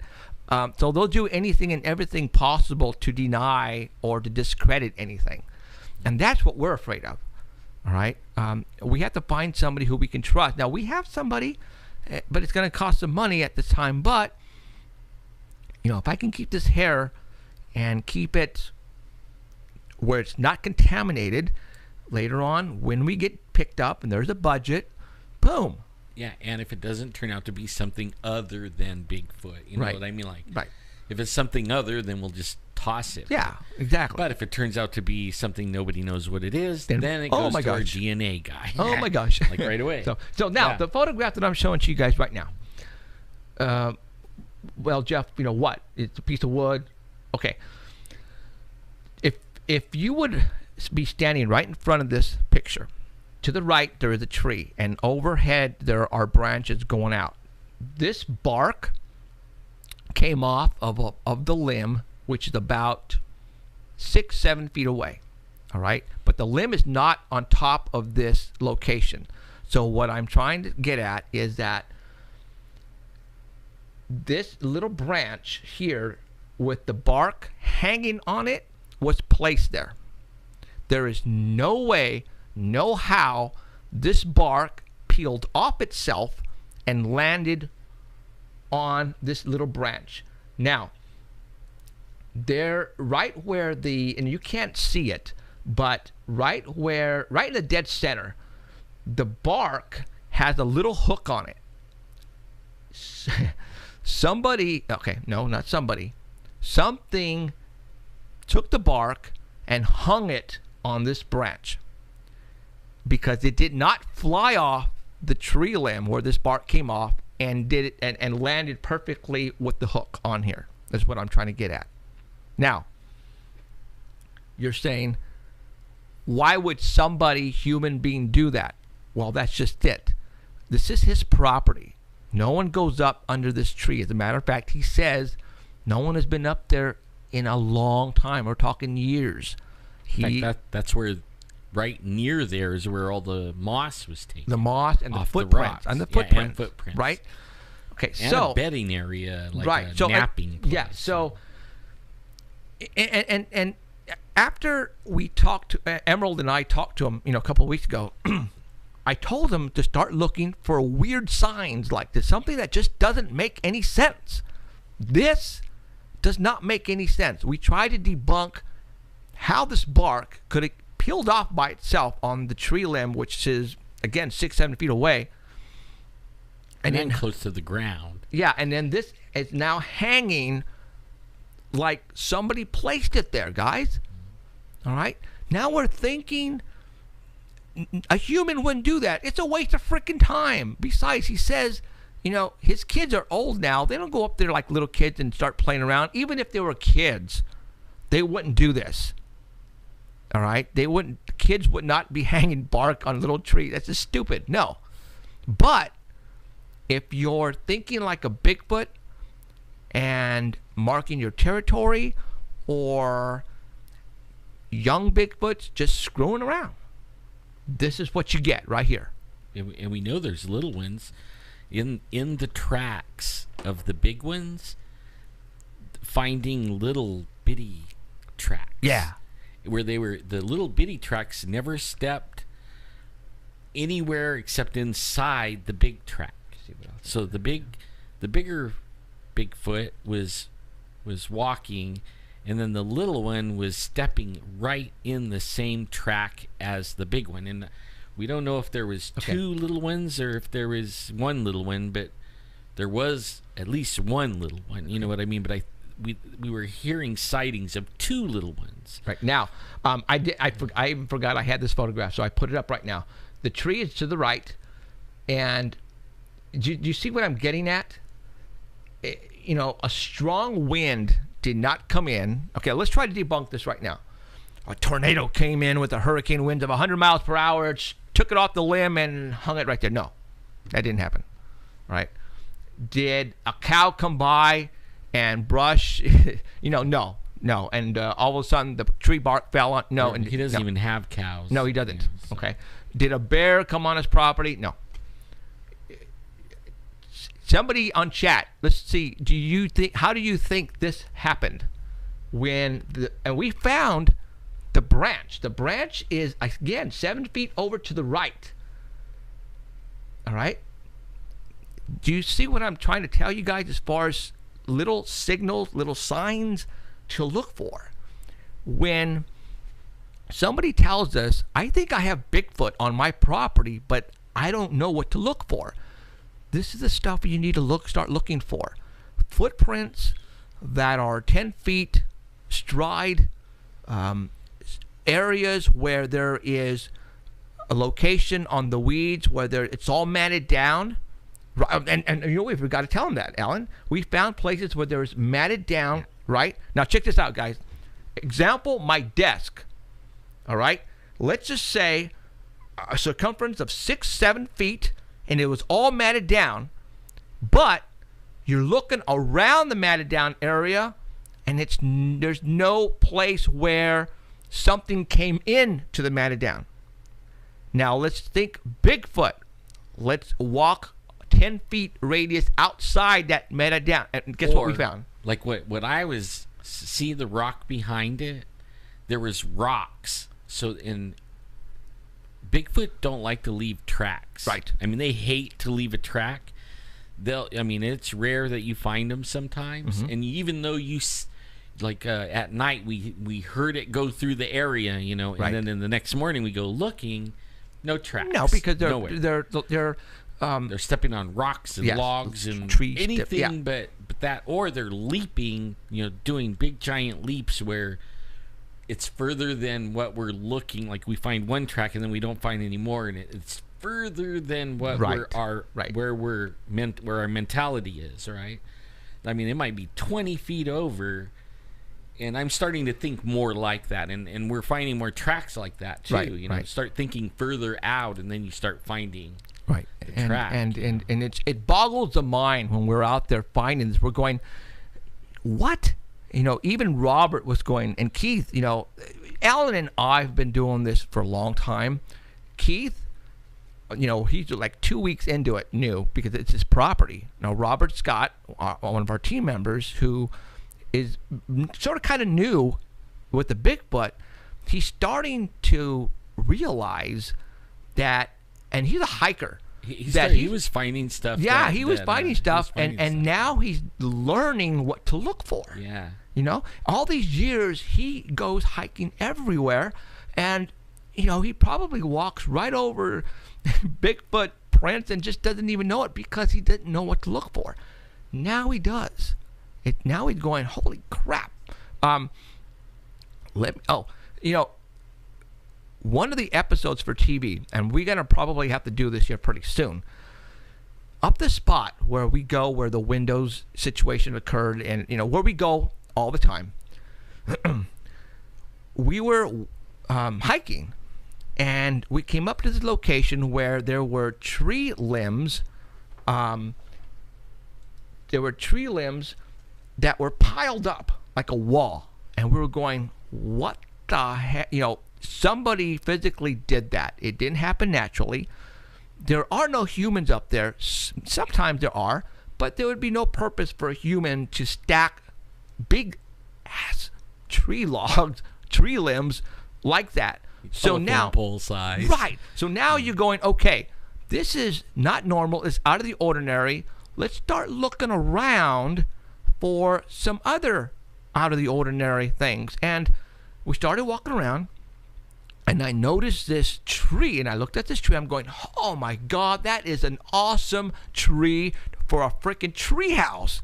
And I'm starting to look up, and I'm going, there are no tree limbs at about a 15-foot height is where the tree limbs start, right?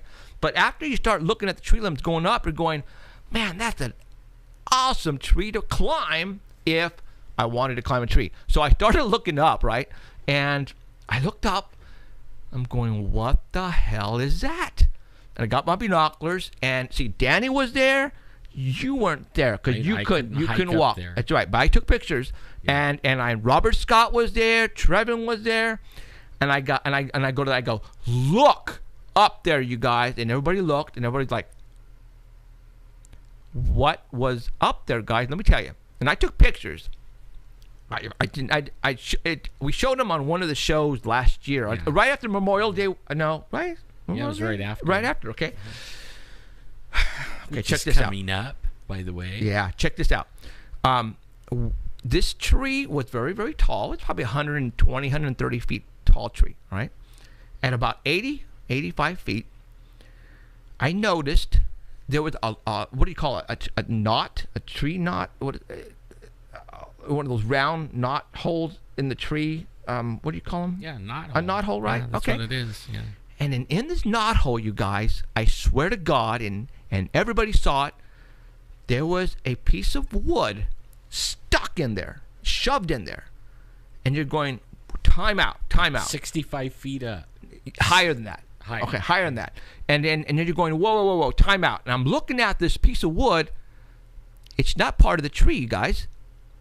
And I'm going, that tree, that piece of wood that's stuck in there, it's from another tree that's not from this area. And I'm going, whoa, time out.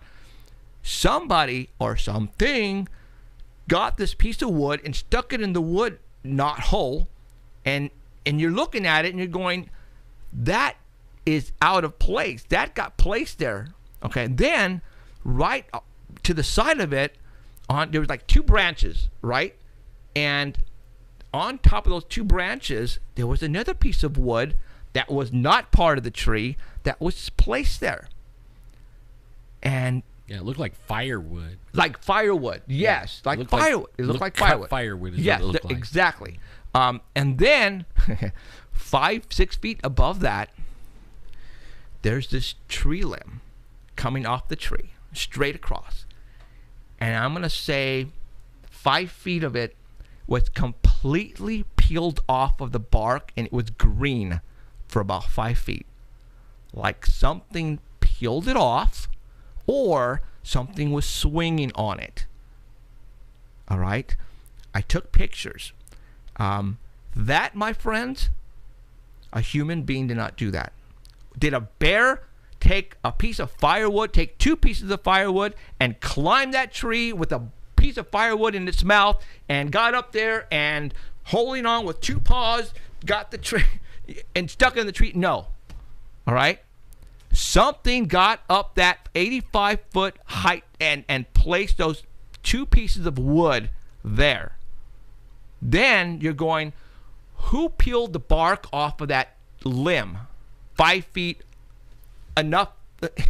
All right, and it was still green. It was still green. Well, what was Danny was telling me, even if he wanted to climb that tree, he couldn't. Well, we couldn't because the branches were so high up. There were 15 before the first branch. It would be 15 feet up high. All right. Now, you guys who know what I do for a living, and you guys probably have seen photographs and videos of me gaffing telephone poles, gaffing trees to put up cameras at around 10 to 11 feet. All right. Now, I know this is going to be funny, and you guys are going to make jokes about it, but I'm afraid of heights. Now, you guys are probably going, what the hell are you doing working for the phone company? Well, when I got the opportunity to be part of AT&T, I took the test because I thought, because before that, I was programming telephones. That's what I was doing in LA. And I thought, okay, I'll move back home, and I will work for AT&T, and I will program telephones and just move back home with my family, right? No. I had to go to climbing school. I barely made it. I almost failed climbing school. And when you fail climbing school, that's it. You're done. You don't go to the next step. I'm afraid of heights, you guys. To this day, at AT&T, I will take my fiberglass, 20-foot ladder everywhere and use that. I don't care how heavy it is, before I put 2 little nails on the inside of my feet to gaff up a telephone pole. Because, if you don't know what gaffing out is, if you gaff out, I will have splinters in my you-know-what between my legs, and no. So, when we go up to the mountains, all right, I came up with this idea a long time ago that, Bigfoots, when they're walking eye level and below level. So a lot of people put up their game cameras about waist high, right? Yeah. David did that. That's all David did, was put them really low. Everybody I seen put game cameras, puts them at least waist to chest high. Right. Nobody puts them any higher. So I decided, hey, let's see if we can fake these guys out. And when I say fake them out, I say fake Bigfoot. So now I take my gaffs and my climbing gear that I purchased, not AT&T. So if AT&T is watching right now, no, I went out and purchased my own stuff, all right?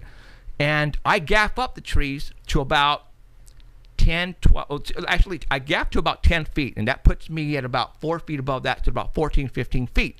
And now we're putting cameras at that height, and I tilt them downward, all right? And that's what we're doing, because I have the ability to do that, guys. And I think I am the only one who started this, and this was like, how long ago did I start to do this? About 3-4 years ago? Yeah. Right? And so I had my climbing gear there at the spot when we found this tree, and the stripped bark and the 2 pieces of wood up there. So what we did is we found 2 trees about 50 feet, 60 feet away, and I climbed them, I gapped them up, and I placed 2 cameras. I did 2 cameras? 2 cameras. And towards the base of that tree that the pieces of wood are up on, right? And we've had those cameras up there since last year. Yeah. Okay, the batteries are probably dead already. All right. But that didn't erase the SD card. No, we got the SD card still in there. Pictures. So, episode for TV right here. I am going to show you that tree with the 2 pieces of wood that are up there that shouldn't be up there, plus that piece of tree limb that's completely stripped of its bark. All right, now try to debunk that. Did a human being do that in the middle of nowhere? This is not a campsite, you guys. This is in the middle of freaking nowhere. All right, a human being did not climb that and do that. There would have to be absolutely no reason. It'd be a waste of freaking time to do that. Why would no human being did that? So we try to debunk it. Did a bear do it? There's no way. A bear would not do something like that. All right. Well, I've seen bears in trees, but they don't carry things with them. They don't. Yeah. I mean, these pieces of wood, guys, are probably 3 feet to 4 feet long. Yeah. All right. Okay. I don't even think a bear could carry it. Exactly. In its mouth, no. What would be the I've purpose? watched them climb a tree. I mean, they'll get pretty far up there sometimes, but only they don't carry nothing. No. So what would be the purpose? There is no purpose. Now, if you're a Bigfoot, now you guys, we're there for one reason only, because we know the Bigfoots are there. All right. This is where it all happens. So we're wandering around looking for signs, looking for signals. And it just so happens that we looked up and we found something that does not make any sense whatsoever. Yeah, in that area, they whistle at us. They throw things at us. They mumble like a human. It sounds like somebody talking off in the distance, mumbling. Right. They roar oh my at God. us. And you know what? And I have the roar, obviously recorded on my iPhone still. Mm-hmm. If you were not there to feel the roar, Danny. It was like King Kong. Oh my God. Danny, Alan, Robert, and myself, we walked in. The gates were locked. We had to walk in. We walked in about halfway in, maybe 3/4, and something started to roar at us. Now, we talked about it last year, right after Memorial Day weekend, because I actually have it here. It's 30 after. We're going to have Heidi on here pretty soon. You know what, we probably should, like you keep on talking about the TV show. Okay. We need to let everybody know the internet show isn't stopping. Yeah, we're not stopping this, guy. Yeah, we will still bring you stuff here too. Right. And probably everything we're talking about. Yes. So, those people who are listening to us in Australia, New Zealand, Saudi Arabia, Canada, you're still going to be able to witness all this. Yes. All right? Don't worry about it. As a matter of fact, we're still trying to figure how we can, get the episodes that we do for TV and show it to everybody.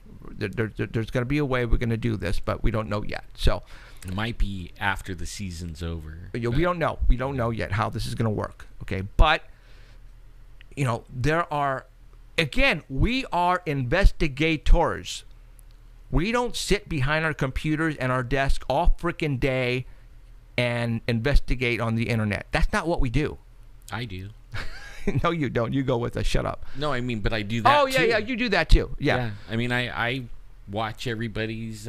Sure, I do too. I read Dr. Matthew Johnson's stuff. Sure. I keep up with Cliff Barackman and Bobo and everybody. I mean, a lot of Bigfoot groups and stuff. Right. But I look at all the Where's Waldo pictures. But what I'm trying to get at, you guys, is some of you guys out there are probably listening to what I just said, and you're probably going, bull, S-H-I-T. You don't have pictures of this. There's no way. There's no way. Absolutely no way you're making all this up. Or you're probably going to say, you climbed that tree and you placed it up there. Well, I'm going to tell you right now, you're out of your freaking mind, okay? Because when I get to 10 feet on my gaffs, my knees start doing this, all right? Because I'm afraid of heights, all right? I'm telling you right now, and probably on the TV show, you're going to see me gaff up, and you're going to probably, I'm going to have the camera guy zoom in on my knees so you can see my knees shake. Because I swear to God, you guys, I'm afraid of heights. I went up, for our vacation, we went up to Cancun, and we went to the pyramids up there. And I climbed one of the pyramids with my mom, thinking nothing. I got up there, I froze. I almost could not come down. And this was like, I think I was in junior high or in high school. And I freaked out. And I was up there for about an hour. I had to calm myself down. I just didn't realize, because the pyramids, the steps are like this. Right, straight up. They're straight almost. up. Yeah. And I didn't realize that until I got up. Never look down, right? Dude, I don't know how to this day how I got down.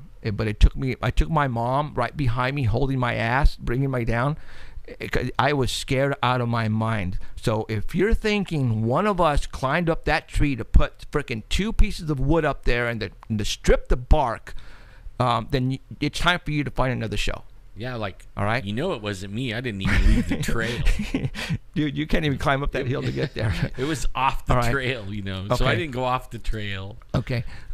We're not lying on the things we're finding for you guys. It all right? is so fun, like when you first pull in, and in your mind you're thinking, okay, because sometimes we go and there's nothing. Right. Completely dead. Yeah, you think that they're 100 zillion miles away, and then sometimes you pull in and we're not even like where we think they might be at. Right. We're like up at the top and we're waiting for the other cars to show up, and all of a sudden we're dodging things. They're throwing stuff at us and whistling and screaming and stuff. It's like, ooh, this is going to be a really good night. Day, yeah. And then we get down there and then they shut up. Yeah, and then it's like dead all the rest of the night. Right. But I mean, that's how it goes. Yeah. Sometimes you win, sometimes you lose at this. Okay. Yeah. But it's still fun. But man. we go up a lot. My heart pounds, man. We go up a lot, you guys, and the more often you go, the odds are in your favor. All right. So we get out a lot, and it's cool that we're getting phone calls now from people who are experiencing this stuff down here on the valley floor. I mean, I would have never thought. No, in a million years, man, never. But it makes a lot of sense. I mean, yeah. When I was a kid, I grew up out there in that area, and I walked those canals, and I ate off the fat of the land. I mean, believe it or not, there's peaches out there that you don't never see. They go to Japan or someplace. And they're probably huge, huh? Yeah, man, they're like big old mush ball size, right. And they're so juicy you can't keep from getting it all over you. I mean, big old huge giant plums and grapefruit and the tangerines. Yeah. Everything. Right. Almonds, walnuts, right. Pecans, figs. Everything. Everything. Grapes. All the different kind of variety of grapes. This is a buffet smorgasbord for Bigfoot. Yep. All right? And they're nocturnal, you guys. They don't come out during the day. When everybody's asleep, dreaming away, at 2 o'clock in the morning, this is when it all happens. The grapes or whatever. They're out at 2 o'clock to 5 o'clock. And this is the time where these people are telling us that they're witnessing this, like Joe and Keith. Like he was saying that the thing was looking in his daughter's window. Yeah. And his daughter was seeing it looking in the window. And, I didn't meet her, but she's young, a little young girl. Right. And pretty cute. And Bigfoot's like that. Yeah, they do, guys. that'll draw their attention. I mean, in fact, I was listening to some Native. I posted it last night on Facebook. I heard that. I actually listened to it. And the guy was saying, if you're out camping and stuff like that, and you have your women, do not, and children, right, especially girls, right, do not leave them alone. If you're barbecuing, keep them close to you. Don't. And they were talking about right where they live. They're not talking about out camping. They're on the res where they live at. They're saying he's teaching the people on the reservation not to wander off, not to, keep an eye on your children. Women, be careful because that's what they're after. Right. And he said, they'll carry you off. Yeah. And you'll be gone, and nobody will know what happened to you. Missing 411. Exactly. David Paulides, you guys. I tell you, he's not going to tell you what's doing it. Well, some of his is probably aliens too. Probably. He covers the whole gamut. Yeah, he does. I mean, we have some really good abduction stories. Oh my God. So, okay. Can you hear it in my voice? The passion that we have for this is because we are finding strong evidence of what we believe is placing these out of place items in certain locations that shouldn't be there. All right, we're dismissing it as no human being would do this, but we're there for a reason. We're finding footprints. We're finding 8-inch lips with 6-inch nostrils pressed against the window of my truck. Yeah, with snot. We got the DNA tested. All right. Okay. Get back human. All right. So think about that. This is the stuff. Giant nose and lips and snot rolling down through the middle of it. And if you guys don't know that story, back human, oh my God! And that had to be the biggest human in the world, like some kind of giant. I know it wasn't contaminated. Okay. All right. You know what? We can continue on with the Bigfoot, but we have other things to talk about. Let's get a hold of Heidi. It was my in favorite topic. Chicago, and we're going to talk about some UFOs and some out of the ordinary weird stuff, because Heidi is all about weird. I'm finding there's some cool people on Facebook that do some serious Bigfooting. We're not the only ones that do it. We're not saying and claim that we're like the greatest, bestest. No. There's some cool people out there that do Bigfooting and do it seriously, and I wish I could go footing with them. Man, really, I do. Good evening, guys. How's it Hi, going? Heidi. Hi, Heidi. Hey, what's shaking, bacon? We're just having a blast. That's My all. bacon's like relaxing. We're having a blast, man. Oh, excuse me. Very cool. Oh, it's always good to, chew the fat with a friend, right? Yeah. And in this case, we have thousands of friends who are listening and watching us right now, so that's awesome. Whether they believe us or not is another story, but you know what, guys? I tell you, we're not making this stuff up. We're not. Yeah. Heidi's the outlander, and we're the outlandish. You know what I mean? There you go. My goodness. So. It's good to be inspired in the outlandish world, isn't it? Yeah. Absolutely. Oh, okay, well, let's get to the pictures. We're going to be showing you some photographs right now that Heidi sent me personally, and she also sent the photographs to the Art Bell people. Keith placed them on the Art Bell website, so you can go and follow us there if you would like, or follow us here. All right, Heidi, I'm going to put up picture number 1. You are go. All right. Well, I guess I will introduce myself a little bit. For those people who do not know me, my name is Heidi Hollis. I like to give odd advice. I always say I'm someone who has been there, seen that, experienced it, freaked out, found some answers, wrote about it, got over it, and now I'm hoping to help others do the same thing and understand our crazy, crazy world. And if you guys have a story, or you want some advice, or you want to have a comment put out there, feel free to get in touch with me. I don't care what the topic is on, angels, aliens, we'll cover it. Feel free to write me at oddadvice@gmail.com. And also feel free to visit my main website, which is HeidiHollis.com, which has a lot of different information, and my email is on there as well. So, Well, in fact, I thought I would start today off since you guys are like nice and snug and warm where you're at, but most of the country is in a deep freeze. Oh yeah. How cold is it? We need to blame Elsa for that, right? Oh yes, Ice Elsa. Queen did this. Yeah, I don't know how cold it is today. I didn't check the the temperature out there, but it's just been so. I mean, 0 below zero, just freezing. You're in Chicago, right? I am in Chicago, yeah, and my goodness, I wanted to share. Some of the snow that the poor East Coast has been getting. They've just been dumped on. I mean, what do they got? 7 feet of snow out there or something? That's crazy. And this picture here that you guys are looking at. So it's like the now, tundra. I have most of my life lived in freezing and frozen tundra of Wisconsin, okay? I've seen a lot of snow in my days, and now I'm in Chicago, and I have yet to see snowflakes like these. I thought those were leaves. People keep talking about the different weather patterns of stuff going on, and I guess, during the January 26th blizzard that hit up there in New York, a lot of people were seeing these odd-shaped snowflakes that you see Wow. here. Yeah. So these are really, I mean, they're stars. They are freaking stars. I mean, come on now. How this was explained, okay.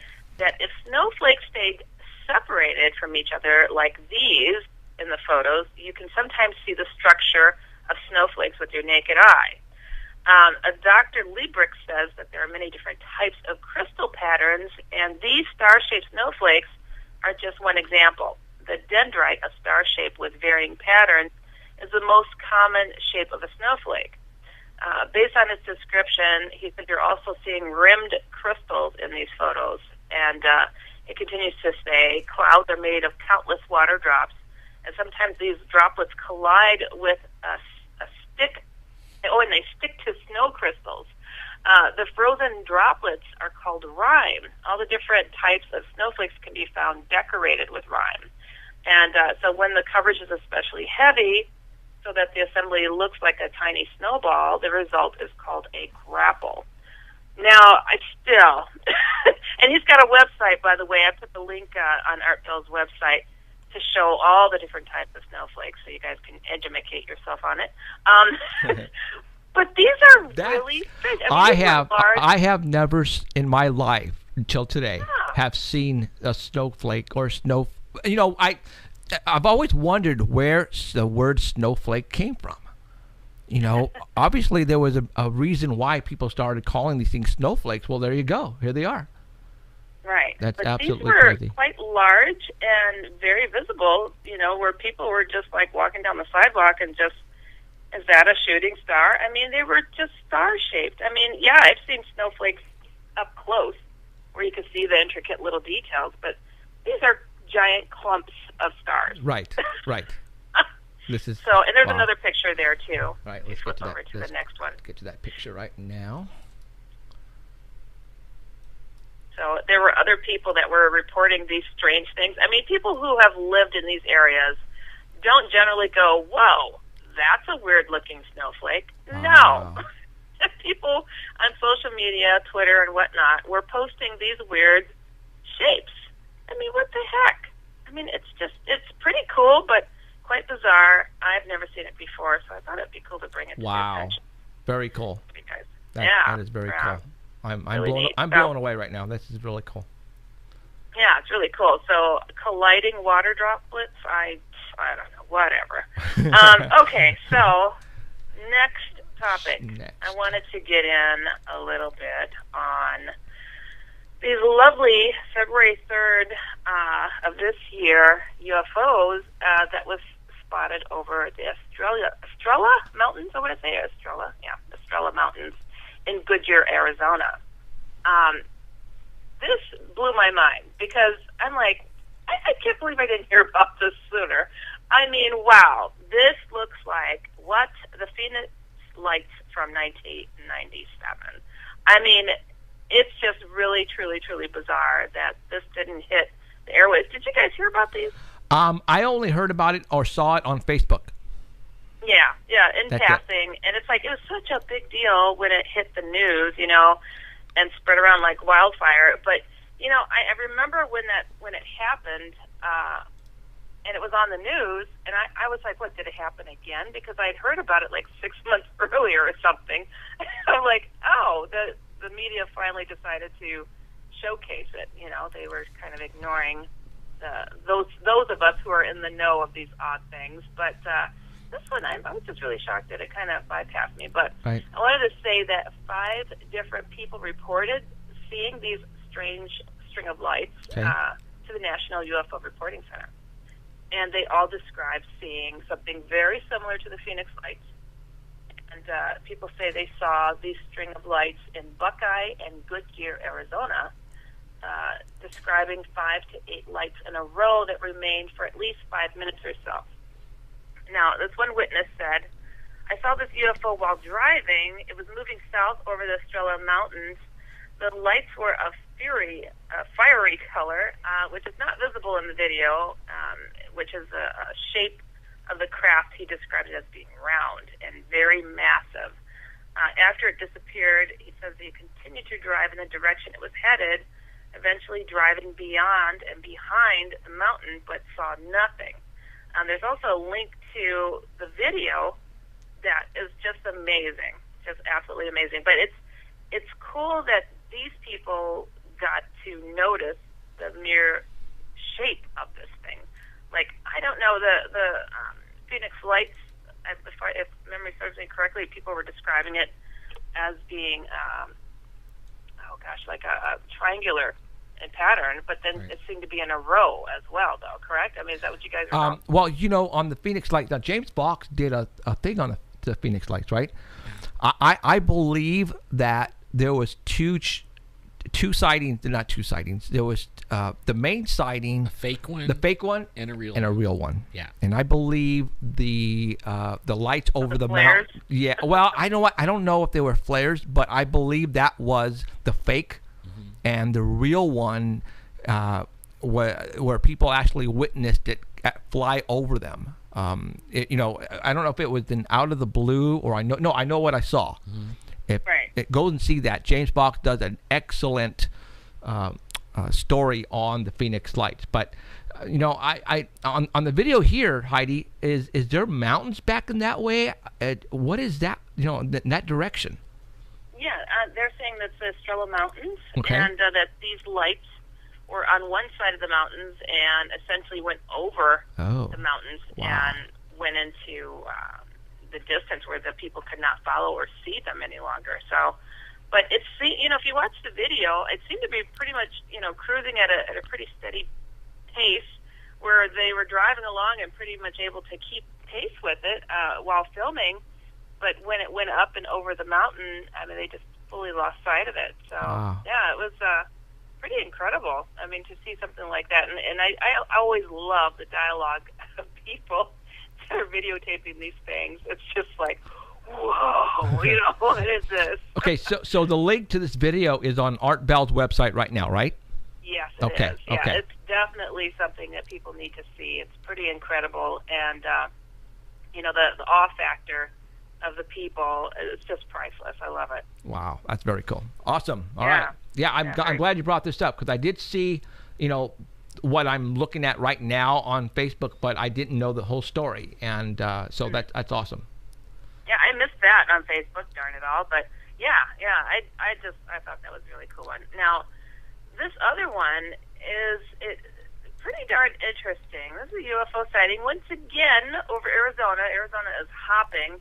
February 26th of this year, and no statements really given by the witness that videotaped this, except to say that, and there's a video for it as well, but I gave you a still image of it, but it's described as being a black UFO saucer-shaped.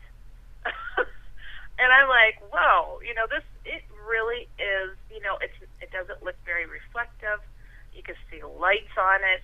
And it seems to be, kind of, how can I say, pulsing, almost in its movement. Okay. And just really, a strange-looking craft. And it looks saucer-shaped for sure, but black. I've always wondered that, let's just say these are not from here, Earth, okay? Why would aliens who are far way more intelligent than us put lights on the outer part of their UFOs? Is it so another UFO won't hit them?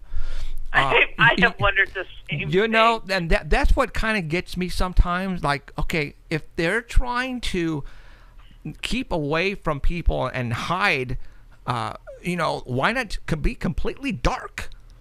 Yeah. What's I'm the purpose of thinking these perhaps lights? the government got a hold of their alien contacts and said you have to follow the FAA protocol. I don't know. Because it doesn't make any sense. It's like, even like this large string of lights on this saucer-shaped one from February 3rd in Arizona. No one would have spotted it. It looks like it's like kind of out in the desert. It's completely black out there. If they didn't have their freaking, headlights on, Right. no one would have said, "Whoa, look at that." Right. I wonder if it's an act of defiance. Just like when you tell your kid to turn the light off at night, and before they go to bed, so the bill doesn't go up, and the kid flicks the freaking light on. Right. What? I think this is their way of waving hello and saying, "Look, we're here. We're trying to stay in touch and in line with our treaty with your government, but we're just going to flick our headlights at you guys so you know that we're waving hello." Wow. I mean, why else? Why else? I don't know. I have no idea. At one point, I thought to myself, well, maybe it's their propulsion system. Maybe their engines require lights to be on. I don't know. I mean, that's the only thing I can think of. That without these lights, then they can't be in the air. I mean, I don't know. Maybe they're not lights. Maybe they are, the engines of propulsion, and we think it's lights, but they're not lights. I don't know. I just like you said, it doesn't make sense. Lights. Why would they turn on the lights for people to look at the hey, look at me, I'm from Mars. Yeah, maybe they like a little bit of attention while they dance I on guess the so. stage, Right. So, Who knows? okay. Now, this next one, this is really cool. I think this is awesome. Okay, there is NASA has actually come clean about something. Really? So there's a bright spot seen on a dwarf planet via their Dawn spacecraft on a planet called Ceres, CERES. The latest images captured by NASA's Dawn spacecraft of the dwarf planet Ceres continues to baffle scientists as the photos reveal what they are saying is another significant bright spot on its surface. I guess, there was a prior image that was released and there was a bright spot that they couldn't explain. And this time it's showing too. So this planet called Ceres lies between Mars and Jupiter, has an average diameter of 590 miles or so, and it's the largest body in the main asteroid belt and is believed to contain a whole lot of ice. Apparently, like these earlier photos, like I said, had a bright spot on it, but now this bright spot on Ceres, they're saying, has a companion, like NASA literally saying a less brightness of a companion, lesser brightness. But apparently it's in the same basin. Chris Russell, who's a principal investigator for the Dawn mission, said in the news release from NASA's Jet Propulsion Laboratory, he says, this may be pointing to a volcano-like origin of the spots, but we will have to wait for better resolution before we can make such geologic interpretations. Okay. Russell has said, so the scientists are hoping for a better view, literally March 6th, in hopes of getting a sharper image of what the heck they're looking at. So NASA is not denying that this is fake. I mean, this is real. I mean, NASA's. This is real. Okay. NASA, never a straight answer. People is saying no. Well, these are actually bright. I'm not saying they're lights, but could be a reflective of some type. Like you said, a volcano. Okay. Yeah, volcano. It's like a volcano. I don't know. It's pretty bizarre. I mean, it looks pretty reflective. I wonder if like a UFO needed to park and refuel or something. I don't know. Well, It would have to be that would have to be huge right there. Right. A mothership. I mean, really huge. Like that could be like 20 or 30 or 40 miles across. That little light. Right. in order for it to be seen, by the telescope. Hmm. Very true. I also put the LinkedIn video for this story on Art Bill's site. It's hey, we have to wait only 5 more days. March 6th is when they're saying this Dawn craft is going to be reorbiting around the area and get clearer photos. Now, if it shows anything of significance, now artists of Heidi as well as I do is that if this turns out to be the frickin' mothership of all motherships, NASA is not going to show it. No, the NASA they might show it, but they'll deny it. Extremely busy that day, re-editing the photographs. They'll say it's a volcano. It's Don't a volcano. worry. No, they'll put I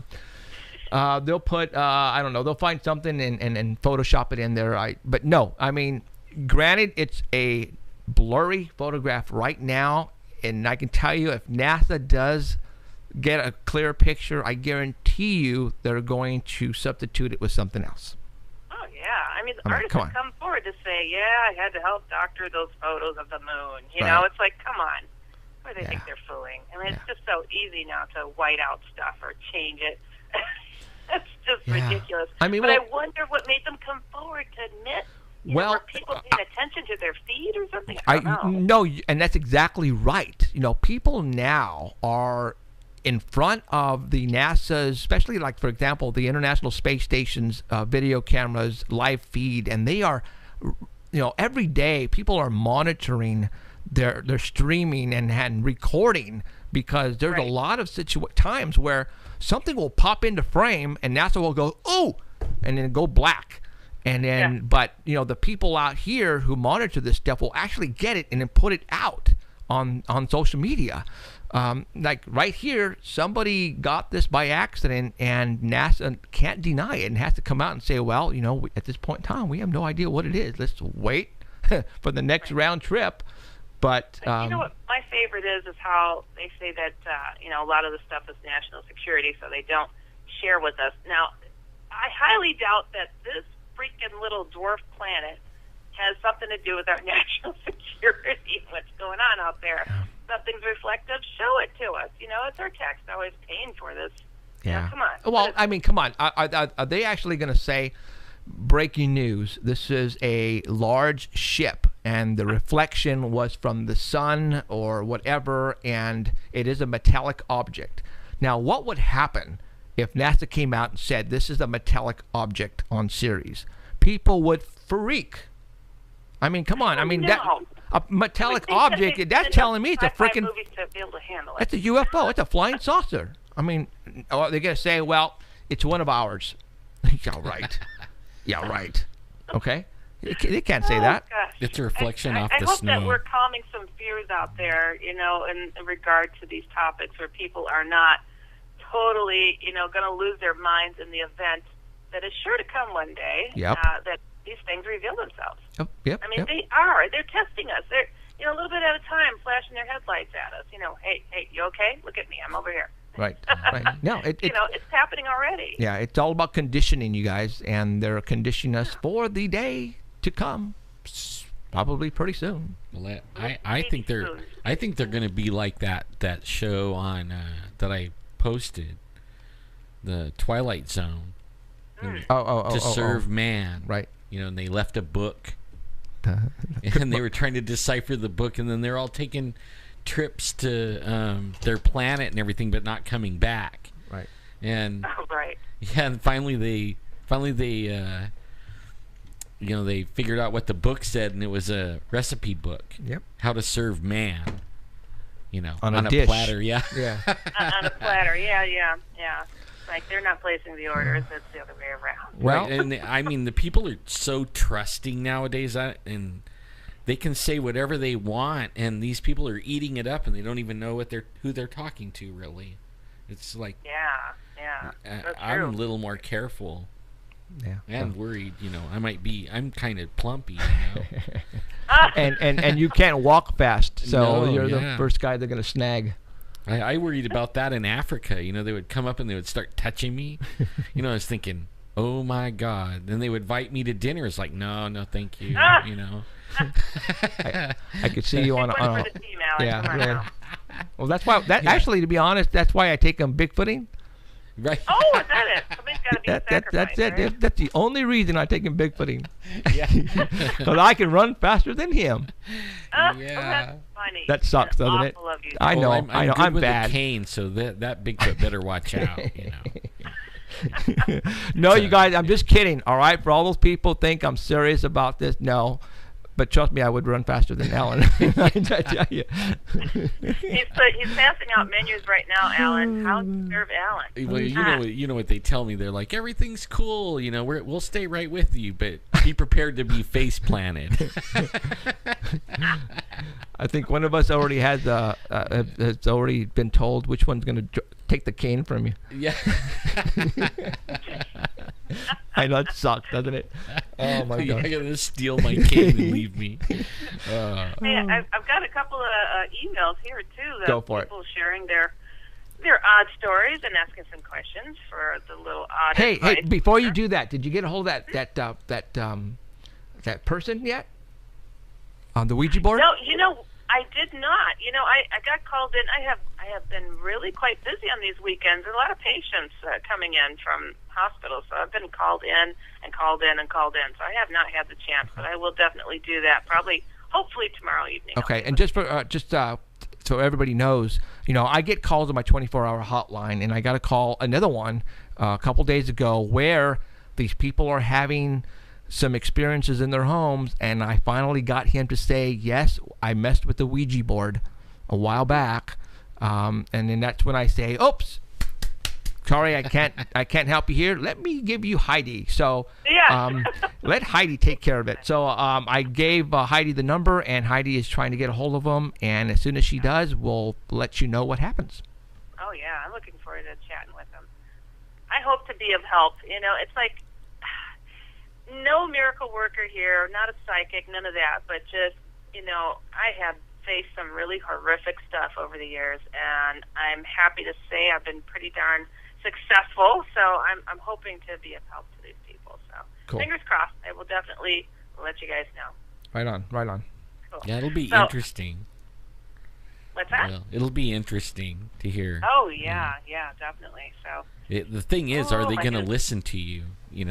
That's the problem I have is they have their own idea. Well, and no. a lot of times their idea Actually, gets them in trouble. these people so far who has called me are on their last straw. Oh, They have okay. no clue now what to do, and they're calling people on the internet, and they're getting voicemails and answer machines and stuff. And then when they get to me and I answer, "Hello, Jeffrey was saying a paranormal," and they go, "This is a live person."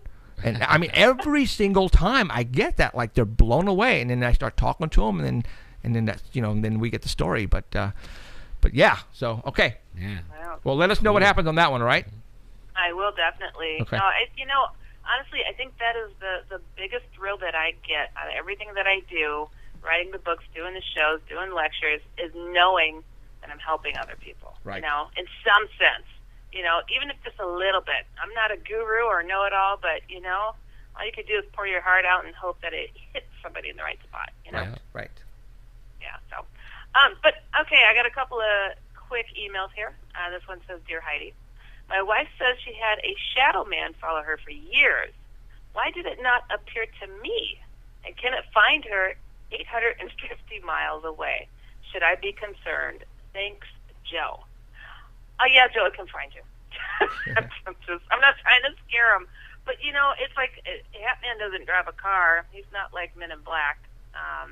He is just one of those rotten, low-down, good-for-nothings that, could track anybody anywhere. It doesn't seem to matter. And across the globe, even. So, honestly, I had somebody that wrote me about a year ago that had gone from here, and I want to say to Korea, and they were looking for somebody to help clean them of this Hatman following them. And went to Korea, he showed up over there. So it really doesn't matter. Why he did not show up to you? Maybe he doesn't like the looks of you. I don't know. I mean, I don't know. Perhaps there's something in her. He's already dug his nails in and gotten a taste of her, and she's feeding him diligently, some of her fear. So I think perhaps that's the reason you have not been met up with this guy. And, I'm suspicious, too, that, oftentimes Hatman starts to to follow people when they're a kid. Yep. So I wouldn't be surprised if he got to know her, knew her weaknesses then, and so it makes it easier for him to, follow her and taunt her. So he doesn't necessarily show up to more than one person at a time very often, because, if you got backup, you might be able to kick him out just a little bit easier, and he doesn't want that. So Wow. Yeah, there you I have mean, it. she might be his weak spot, and Oh, yeah. he's already, he doesn't need to show himself. He's already tearing the family up, just Oh, through yeah. her. Is it beating her down for Yeah. sure, and make it seem like she's a little loony perhaps. But Yeah. I mean, it's cool that he is. He's not saying that. He's not saying I don't believe her. So that's cool. I like to hear that. That's good. Right on. Yeah, definitely. So, thanks, Joe, for that quick question. I've got another quickie here. It says, "Dear Heidi, my name is Lacey. I'm from Moore, Oklahoma. I came across your website while doing some research in regards to the Hat Man." Oh boy, it's him again. I too have experienced him. It started when I was about 5 or 6 years old, and then several times as a young adult. Now, see that? Just what we're talking about, how he likes to see the little kitties first. It says, "I'm so curious about it. I always question, one, if I was crazy, which clearly I'm not, since millions of people across the world have seen the exact same thing that I have. So what is it and why? Is it from another dimension? And I wonder what causes it to show itself to only certain people. I've had a lot of things happen to me that you could consider paranormal. I'm a Pisces. Isn't that what we're all about? LOL. Just thought I would share and tell you I enjoy your page. I love your show. And I can't wait to read your book, The Hat Man." Very cool name. Okay, that was Lacey. Okay. That's, how can I say, curiosity killed the cat. It's like sometimes people want to, put something into a definition and pin it somehow and be like, "I know what you are. You're this A, B, and C, and this is how I'm going to deal with you." It's like, sometimes it doesn't take all that. I mean, just know he's evil, he sucks, and you don't want him around. And just deal with him. What is he? He's just pure evil. Why is he coming? Well, he found an interest in you. Perhaps your light is too bright, or perhaps you've delved into things that you shouldn't have, but you're 5 years old. What did you do? Steal a cookie from the cookie jar? No. So I'm assuming that he's really trying to stamp out your light, because kids are probably the most positive little creatures on the freaking planet. I mean, that and puppies. So I'm thinking that he saw your potential and he did not like what he saw, and he's trying to crowd you. So don't let it happen. If he's from another dimension, well, I've never seen his house here, so perhaps he is from another dimension. He doesn't drive a car. I don't know if he flies an invisible jet like Wonder Woman. I haven't seen it. So I'm assuming that he gets around through another means that we are not used to. So, yeah, he probably is from another dimension. But does it matter? All it matters is toss a knot on his ear, throw some Jesus juice on him, which means your heart and soul and his name, and be done with him. So I hope that you do enjoy the book, The Hat Man, if you do get a chance to check it out. And I hope that this was helpful. I don't know. What do you guys think? I think that sometimes they follow families, and there's a parent or a grandparent or a great grandparent opened up a door, and then they kind of glommed onto the family, and they find a weakness that's past, a learned weakness,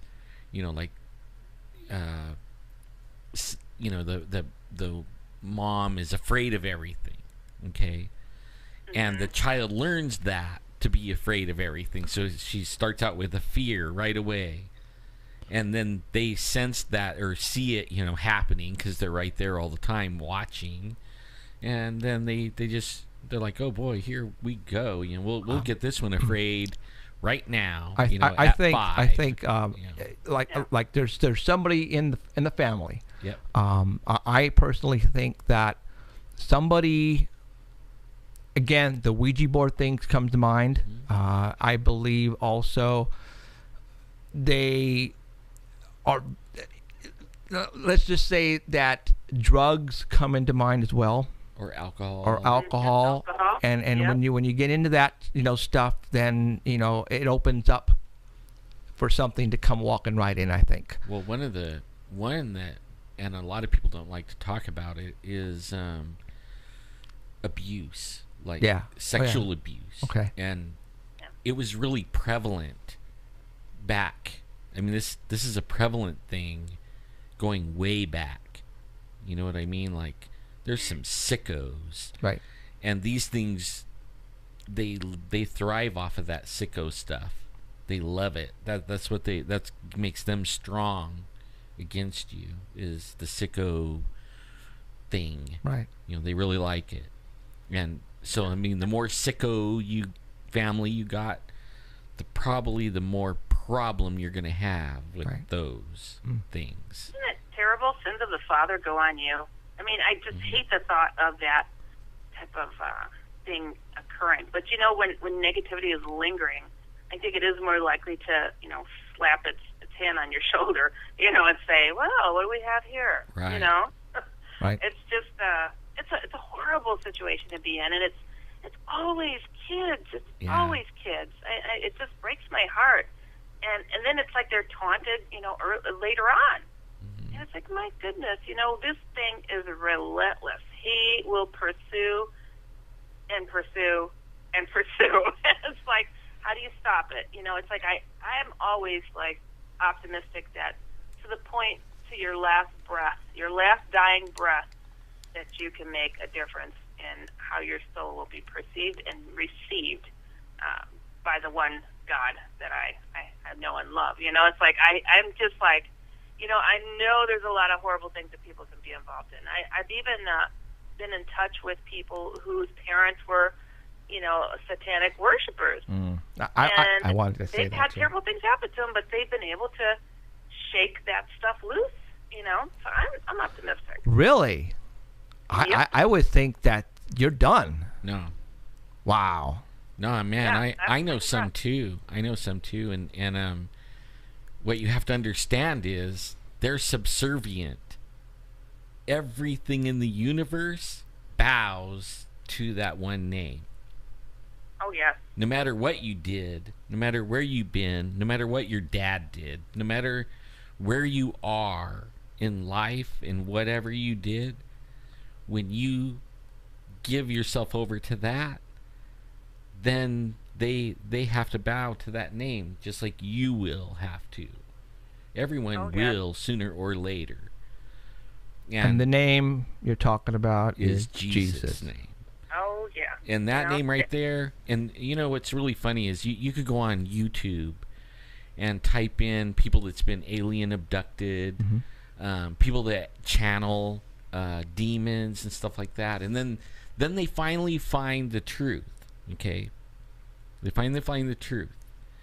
Yeah. Those people can stop abductions. They can stop demon possessions. They can stop all that stuff with one name. And sometimes somebody will be channeling a demon, or what they call themselves even an alien. I'm an alien, you know, and they'll give themselves a name, and really they're a fallen angel or a Nephilim or whatever you call it.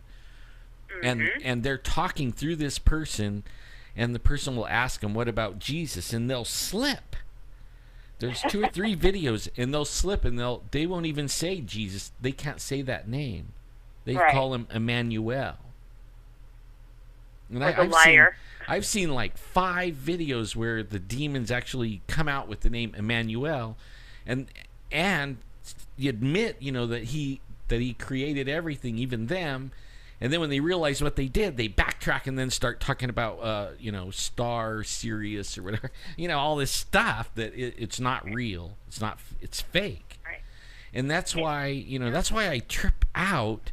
I see these people going on this alien kick lately that, you know, they're saying that they're coming to save us and save us from ourselves, you know, that we're polluting the earth and Mother Earth is, you know, under attack from us and all this stuff. Now, Heidi, a little while ago, you were saying, I mean, the way you were describing, you know, your UFO reports, do you think that aliens are from other worlds? Because, you know, Alan thinks the total opposite.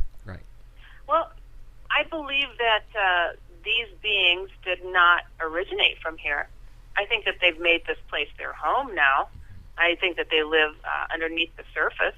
That's for sure, currently. So I don't think they're traveling from here back home. I think they're moving in, and they're trying to make us servants of them. And I think those that get abducted, sadly, that they are being trained and tricked to help them in their mission. I've known some of the people that have been abducted by alien beings to find themselves helping to calm the next abductee. Like, it's okay. Just let them go ahead and do what they want to do to you. It's okay. You are chosen. You are special. Right. And it's a horrible, horrible scenario. And I'm like, oh, that's why you're their pet. Okay, I got it now. You know, but those people, you know, I was around when people were terrified and terrorized by their alien abduction experiences. Yeah. And then to watch them change, you know, to, I'm chosen, I'm special. I'm like, what? I saw you crying last month at the meeting, like, oh my gosh, I can't believe they're taking my kids, they're raping me, they're, you know, to I'm special, and because they're letting me help comfort other abductees, and they're teaching me so much stuff. And I'm like, hold on, there are school teachers who are raping their students, okay? That's not okay. And we know this as a society. Why is it okay for a non-human being to do the same thing? Since when is abduction, rape, or abuse okay?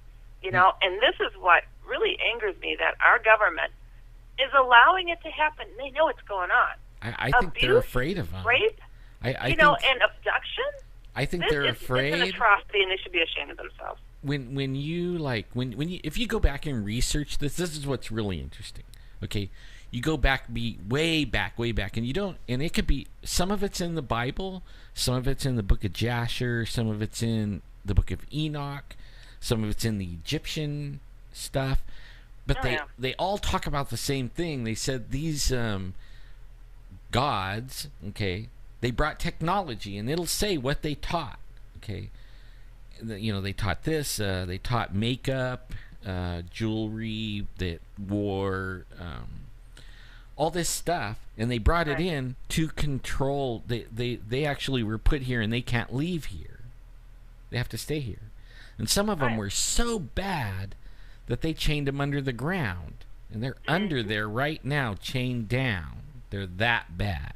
They're down there, and their whole thing is to fight over us.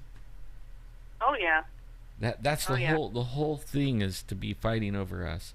We're real special. The human race is special. Very much so. It's why I call my book The Secret War, because there are good and bad beings that are literally fighting over us, fighting over our very souls. I've got a story for you guys that was told to me not too long ago. This is really crazy. That the Hat Man brought a creature of a sort that was very pale white, really nasty, disgusting looking thing, and it was bound. It had straps around its legs, its body, its arms. And the Hat Man said to the guy, "Free him. You can do it. Come on, just try." He couldn't do it. What the heck? What is that? I think that even the Hat Man, I mean, I know it's related to the alien phenomenon. Evil is evil. Yeah. And people have seen, I have it in my book, the Hat Man book, have seen aliens kind of in conjunction with the Hat Man phenomenon. And it's like, you know, they see, like you're saying, the human potential is unbelievable. Right. And if they could take us down, they would have by now. But they need something from us. And they're trying to get us to do it without us knowing exactly what we're doing. We think we're dreaming. We think that we're crazy. And we're like, is this really happening? Well, I can't tell anybody about it. And these things are getting the upper hand, and it's continuing. And it breaks my heart every day that I get an email that's just, you know, they're winning the war. There goes another soldier down. Each person that's being taken down and laughed at is another soldier that's being lost to this war that nobody is even acknowledging that it's going on. It's disgusting and sad, and I think that people need to start trusting their neighbor that they're not lying. So do you think what I just heard from you is you think that there are good aliens and bad aliens. Oh yes, They're I entities. have.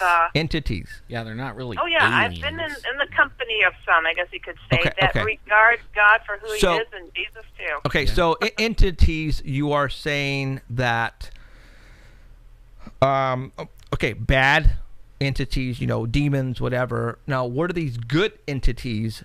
Why? What do you consider those? Angels? Yeah. Okay. I don't consider them as anything but something more positive. I think perhaps in the past that people might have confused some of them for being angels. I don't know.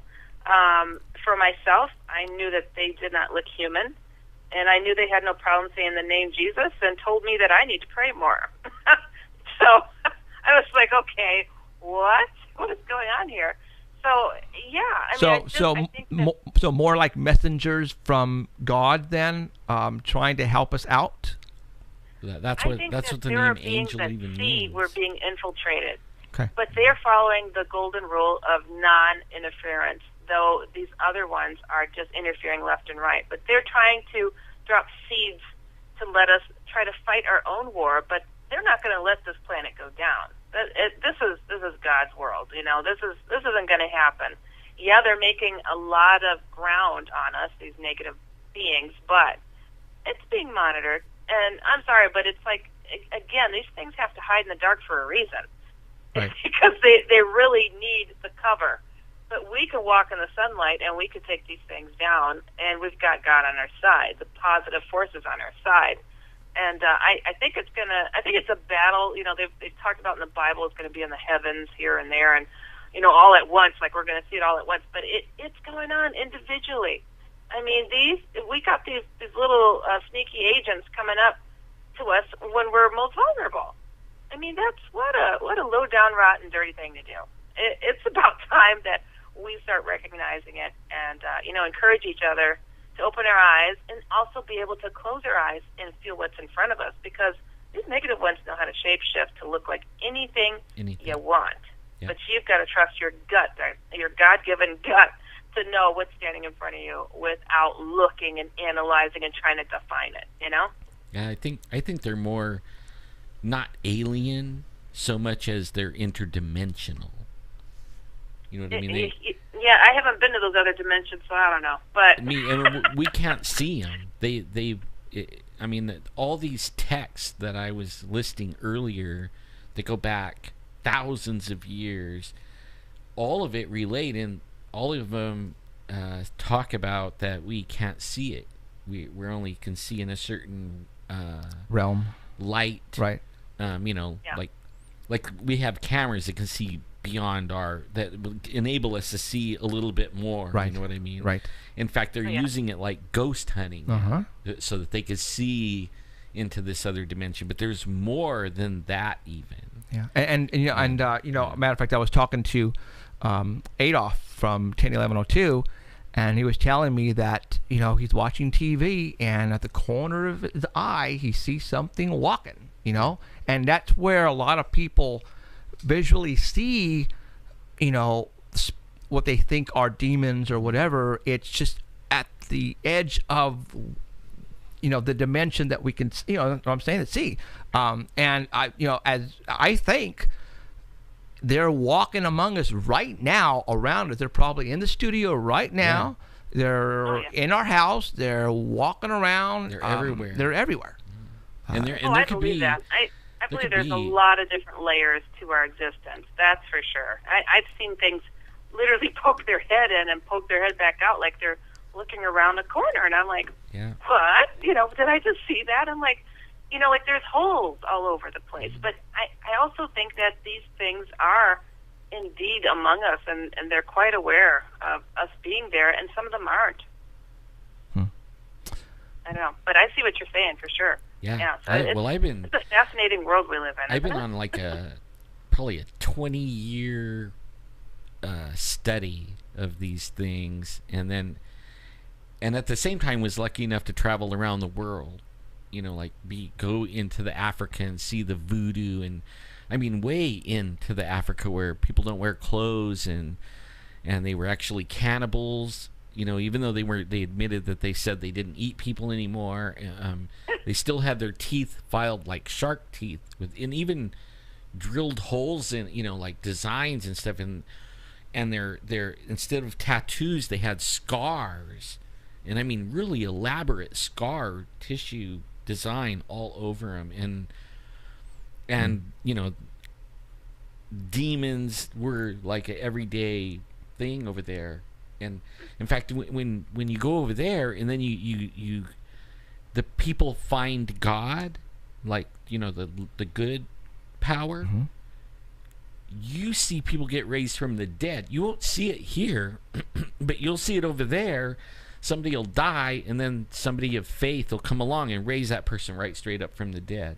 Faith, meaning good faith in Jesus. How can and what? use the name of Jesus to call the life back into the body? How can that happen from an ordinary person doing that? It's not them.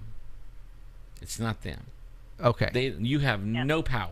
Right. Yeah, I absolutely. Okay, so that is the evil tricking everybody who are witnessing this event. No, I mean the guy really died. Right. Okay. But the what's coming up? The person that went over there and called the life back in. It's evil. No, it's actually it's good. It's actually he's using his authority that Jesus gave us. Okay. And he's using it correctly, and it works because he has faith that it works. See, now in America we don't have faith. In fact, they're attacking it. You know what? I could go out right now, and I could go and I could be a Muslim. In fact, if you say something against a Muslim, you're about to get arrested, right? Right. If you go over there and say you're a Christian, they'll cut your head off. But if you go over here, they're attacking the people that say they're a Christian. Right. I mean, they're absolutely trying to get rid of it. Right. Why? They're not getting rid of all the cults. You could be anything you want, and nobody will say a word. Right. But you say that one name and say that you believe in it, and all of a sudden you come under attack, and now you're insulting them. I remember as a kid that was going to eventually happen. That all the Christians were going to come under attack, and they were going to get killed if you say, "Do you believe in Jesus?" If not, if you believe in Jesus, your head is cut off. Boom, you're gone. It says that's what's going to happen. Yeah, and it's already happening. Yeah, it is. It's happening to this day, you guys. In fact, a lot of the Christian preacher guys, they used to say it was and I never thought it was because it didn't line up, for what. But only they would say the EU, the European Union, was going to be the Roman Church coming up, and be the 10 toes or in the 10 horns or whatever. Oh, yeah. Yeah, well, that wasn't it. It really, now they're all backpedaling. They wrote all these books and sold all these books. Really, it wasn't that. It's really the Muslims. And then now, you could go on YouTube and you could research this. You don't have to take my word for it. Type in Muslims dreaming and getting visions of Jesus. And there's hundreds of them. And they live in a country where you get your head cut off if you believe in Jesus. And then they wind up having a dream or a vision of Jesus, or he comes to them in their dream. And they change over. They change over, and then they have to leave or die. Right. And they lose their family and everything. I mean, they can't see their family, their kids, their wife, nothing. They're gone. They're excommunicated completely. That is some serious faith going on there. Yeah, but I mean, there's story after story after story. In one video, there was like 200 people in this room worshiping Jesus, and the guy was a Muslim, but he just found Jesus, and one of the people took him there, right? In that country over there where you get your head cut off, and they're in a secret meeting in a cave, like hidden. And then he was sitting there, and the way he found Jesus was Jesus came in his room and appeared. The sightings of him are going up exponentially. Yeah. I love it. So then he started asking the people there, how did you hear about him? Because they don't have Bibles, and they don't have Bible study, and they don't have Christians, and they are not taught that. Okay, right. They don't. Oh no. Yeah. They don't know. There's the no only Cath- thing they there's no know Catholic- is maybe this guy was a great teacher. I was going to say, there's no once, Catholic churches or any Christian churches No, over there. There isn't. Then he found out every single one of the people that was there, Jesus came to him the same way that it came to him. So there's nobody like us, nobody over from our country that is spreading the gospel or whatever over Right, there because they right. get their head cut off. Right. Okay. Right. So From Jesus what I is doing it understand, himself. He's going in Muslims there are and taught doing that- it himself. And there's power there. I mean, I've seen people grow arms and limbs back. Not in America. Well, a couple times in America, but when you go into other countries, this is like a common place. I'm waiting for it to spread to here. Nice. I can't wait to see it. I'm going to People pray that you being get a new raised from the leg then, Alan. dead, legs growing out. I mean, even my own self, like when I first found out about Jesus and he helped me, I didn't drink anymore, I didn't take drugs anymore, I didn't get arrested anymore. Okay. I mean, I was getting arrested by it weekly, you know? And I can't even remember every day because I took so many drugs and alcohol and they said I would not pass out. But only I was blacked out. I would go and do all these crazy things, and then the next morning everybody would be telling me what I did, and I'm like, no way. I do not recall any of it, right? Well, I couldn't change. But when I found this Jesus, he changed me, okay? I broke my ankle. I was doing work for him. He gave me $500,000 of video equipment and to only do Christian TV stuff. So I was. But then I broke my ankle out running around in the mountains, way off in the mountains. I crawled to my car, drove myself down to the hospital, you know. I went in, my leg was broken, my ankle. They put a cast on it. By at 5:30 in the morning, I was on my way home with a cast.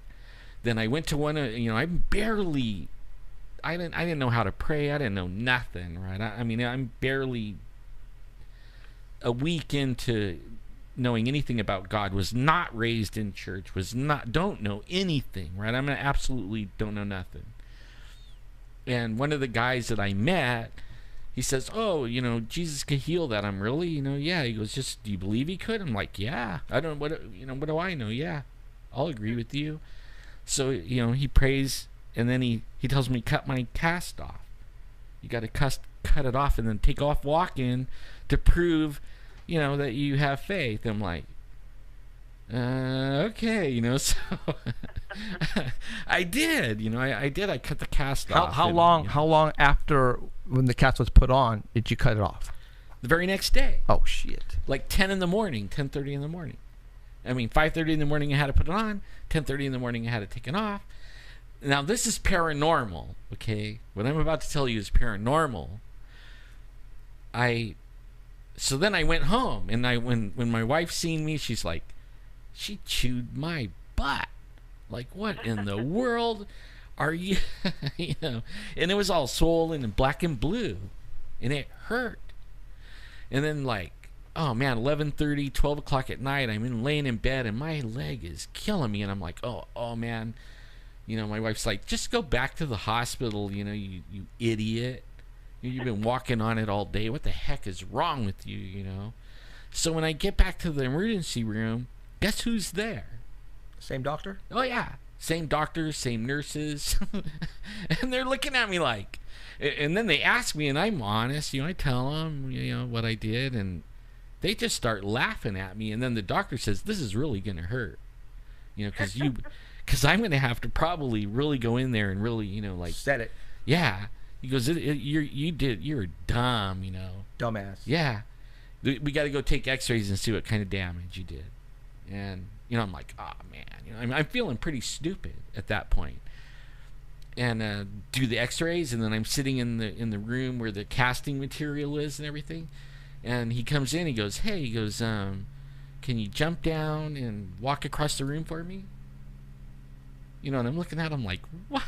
He just told me that I was an idiot for walking on it before he took, you know, before this. I'm like, all right, you know. So I get down and I limp across the room, and then, you know, I sit back down, and he says, did it hurt? I looked at him. Yeah, it hurt. Like what? That was a stupid question. Look at it. It's all black and blue and swollen. You say it hurt. He's like, oh, all right. He goes, I'll be right back. And then he comes in with another doctor. He's like, hey, can you jump off the table and walk across the room and walk back? I'm like, are you serious, dude? Like, serious? He's like, yeah. Like, all right. And I walk across and I come back, and before I could even sit down, he says, did it hurt? I'm like, yeah. Like, you guys are crazy. Like, when do I get a cast? He goes, can you walk out here with me? I'm looking at him like, what? I'm ready for a cast. What are you talking about? I already know I was an idiot, And we go around the corner. I follow him. And they have those big lit things with the x-rays on it. Right. And he's like, see that x-ray right there? I'm like, yeah. He goes, you see where the break is? And it's like, yeah. It's like totally broke like that. Right? Like broken. I'm like, yeah, I see it. And he goes, that's broke. I'm like, yeah. He goes, come here. And we step over to this other one. He goes, okay, look at that one. And he goes, can you find the break? I was like, no. I'm like, what? I go, is that mine? He goes, that's the one you just took. He goes, I can't explain it. I'm like, what? I go, it's not broken? He goes, there is no break. He goes, come on, let's go. He goes, we go sit in the room, and he says, so what do you want to do? I'm like, well, I came for a cast, right? I came to get a cast. I go, do I need a cast? He goes, no. What do you want to do? I go, I guess I'm, like, what about the swelling and everything? He goes, well, the tissue damage and everything's still there from the break, but the bone is healed. He goes, I don't know what to tell you, man. Like, you could have a cast if you want. I'll put one on. And I'm like, that's all right. I was totally confused. Then I go, what about the crutches? He goes, the insurance bought them. They're yours. You could have them. And it still hurts. So then I'm like crutching my way out of the hospital with no cast. And I'm like, I parked way out there because I couldn't get a parking place. And I get outside the door, and I'm crutching along. And then it dawns on me that my leg isn't broke, right? The bone is not broken anymore. In 24 hours, my bone is all healed up. And it hurt a little bit, it hurt. And then I thought, you know what, if I trust him all the way, then he could take that pain too, right? So I threw the crutches on my shoulder and I started walking.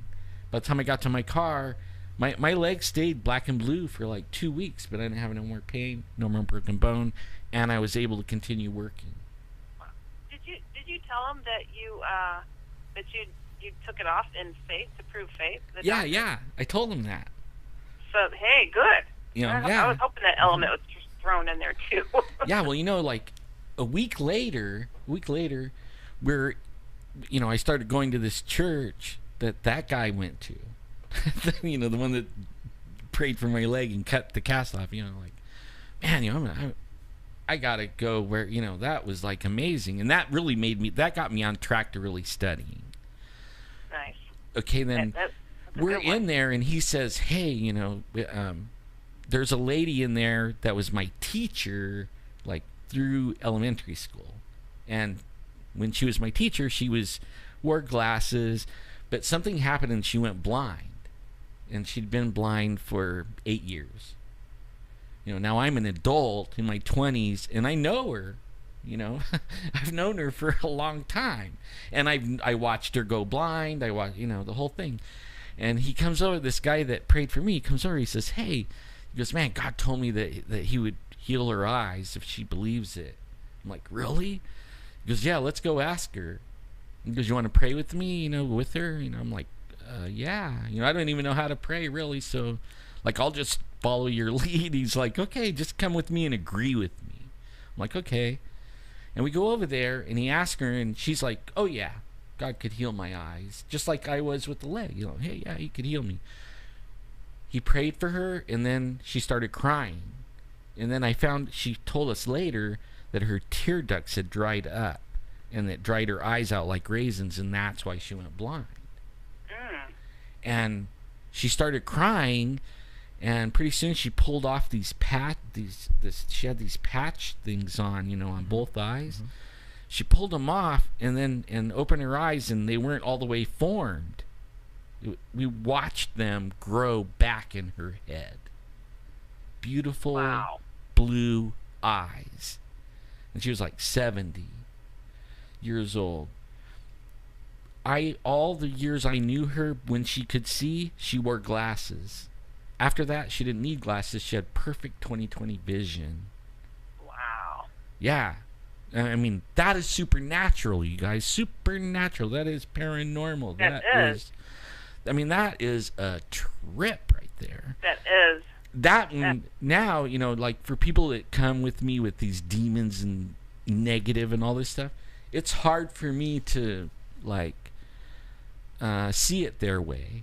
You know what I mean? After I seen it the other way, and then I traveled to Africa and some other countries where I was in the voodoo, stuck in the middle of this voodoo stuff. And so I don't see it like everyone else at all. And then now I research like a mad dog, like I read all the texts. I probably read the Bible like 7 times from cover to cover. Because there's truth in it. There's truth in it. And I mean, that stuff works in there. And some of the stuff it says to use over these entities that I'm not sure are aliens really. I'm not sure really what they are, but all I know is that when you use the name on them, they run. Oh, yeah. Just like and it doesn't matter what it is and where it came from. I tell people the same. Yeah, I mean, they hightail it, but only if you don't know what you're doing, and you didn't ask Jesus to be with you or whatever, and you try to use that name, you could be in a lot of trouble. Yeah. Because really, they own you still. They own you. If an alien is an alien, how do they recognize the name Jesus? Huh? Yeah, how does that work? It's a good question. It's a good question. I have been with Alan, you guys who are watching this and listening to us right now. I have been on 2 occasions that we went on 2 cases where the people called for help. A person in their family was they were possessed basically, and Alan and I went over to each one of those locations. And on one incident, and Alan had said this story, I'm just going to say it really quick. We walk up the driveway. The lady who's possessed comes running out of the house, bypasses me, doesn't even look at me, goes straight to Alan and starts cussing him out and say, "What are you doing here? What power do you have here? Where is your effing Bible? I don't see it. Get out of here." She goes back inside the house and does not come out until Alan leaves. And Alan looks at me, and I look at Alan, and I say, "What the F just happened?" Okay? Wow. It's because Alan somehow has the ability or to help people when it comes to this evil stuff. And we went in another situation, where this boy, teenager, 18, 17, was possessed. And the father tried everything, and the mother tried everything. I mean, it was a upper class family, guys. I mean, there was a nice house, nice cars, nice clean cut boy. The daughter was clean. It was, you saw a regular family, but the son, according to the father, was possessed. And Alan asked him, "Do you want me to help you?" And Alan and the father asked and told Alan, "Please help me do whatever. You have my permission to get rid of whatever's here." And Alan did some things, prayed, and we walked outside. And I remember it was our psychic. It was you and me, and the boy walked out. And to this day, I can see his face looking at us, walking to the car. It was so effing evil. I looked at his eyes, and he looked at us, and he smirked and smiled. and he got into his car and left. And we went home, and the father called Alan a week later. 2 weeks. 2 weeks later, and he says, Alan, it worked. And we're going, what do you mean? He goes, my house is clean. Matter of fact, we smell roses in our house. Our house smells like roses. And but the negative of all this is that the father lost his child. The boy could not come back into the house, and he moved out of the state, I think. Right. And he could not come back. But you know what? His father tried everything. I don't know what happened prior to all this happening. I don't know if his son was into drugs, if he was satanic worshiping, but his father let him go because he was his tired. son is 18. He was 18. And part of this thing is, if you're consenting, you have to want it out. Okay. Right. If he didn't want it out, okay, the father owned the house and Right. the land. Right. I could clean that off. And I even told him, I go, one of two things will happen, right? The son will finally say, okay, get it out of me. Which he never or did. he'll leave. Right. And that's exactly what happened. He left. The son left. Yeah. Right. And the dad was sad that he left, but hey, he was loving that his house He was content. And that's you know, what I couldn't understand, is that his father, his son, his probably only son, he saw him go. And to this day, we don't know. He hasn't called. Obviously, he hasn't called Ellen back. To this day, his house is clean. There's no more possession. Yeah, there was stuff flying around. They said bookshelves flying Not around. while we were there. We didn't witness any of this. Okay. No, they were telling us about it. But I'm going to tell you guys right now, when we were outside on the grass underneath the tree, and when the boy came out, he walked around the backside of the car, and he looked at us. And if that wasn't an effing movie script, and he was looking at us with freaking evil in his eyes, I looked at him, and I got the chills up my spine and goosebumps, because I'm going, oh my God. And I saw it he looked at just with evil. And I saw it with my own eyes, guys. I have never witnessed anything like that ever in my life. And when Alan called me 2 weeks later to say, hey, I just got a call from this father and told me what happened, I'm going, holy shit. That isn't the first time that happened to me where they smell the flowers. Right. It's yeah. I don't know where what it is, but that's not the first sanctity, time. They call it. The odor of what? Odor of sanctity. Okay. Yeah, the smell of roses like that. I had experienced it once, and it was really shocking. Actually, it was just around it was around Thanksgiving. It happened to me. You guys know about my odd situation with. I literally, my head is not attached. It's just the strangest thing. It's very rare. I told you guys this. Right. My top two vertebrae are separate, and at times it's given me issues. And a friend of mine was like, Heidi, I want to bless you with this holy water that I was in Ireland, and I had to hike 6 hours up this mountain to go where this monastery used to stand, and there was an old well there where they say, miracles happen. And she said, I got on my hands and knees, and I got this water out of that old well, and here it is, and I want to bless you with it, to hope that your neck will never give you problems. I'm like, well, that's sweet of you. And so she does the blessing on me, and she's like, I'm very picky on who I'll bless with this. And I'm like, oh wow, that smells really good. The rose smell. That's really nice. She looked at me. She's like, what did you say? I said, I smell roses. Don't you? The roses in the water. I think it's like a rose water. She's like, Heidi, no. There's no smell. She's like, oh my goodness. She's like, that's the presence of holiness. That's the Holy Spirit. She said, when you smell that. I'm like, I said, wow, it's really strong. How do you not smell it? And no one standing there. I had a few friends standing around me. They did not smell it. And I'm like, come on. You guys are messing with me. I smelled roses on me for probably an hour. That's so cool. So it was pretty amazing. It's very sweet of her to have done. So, Wow. just yeah, it's kind of cool. And I think Alan knows my miracle stories, but I'll have to share that with you guys sometime. Well, I wanna add something really quick. I am not special, okay? I am not. No. Yeah. This Jesus person we're actually his offspring, right? That he created us or made our DNA. Every one of us has the right to do what I did. Every single one of us. It is just all you have to do is believe it. It's easy. I mean, what I trip out on is more people will believe in the aliens and the shadow people and all this other stuff, right?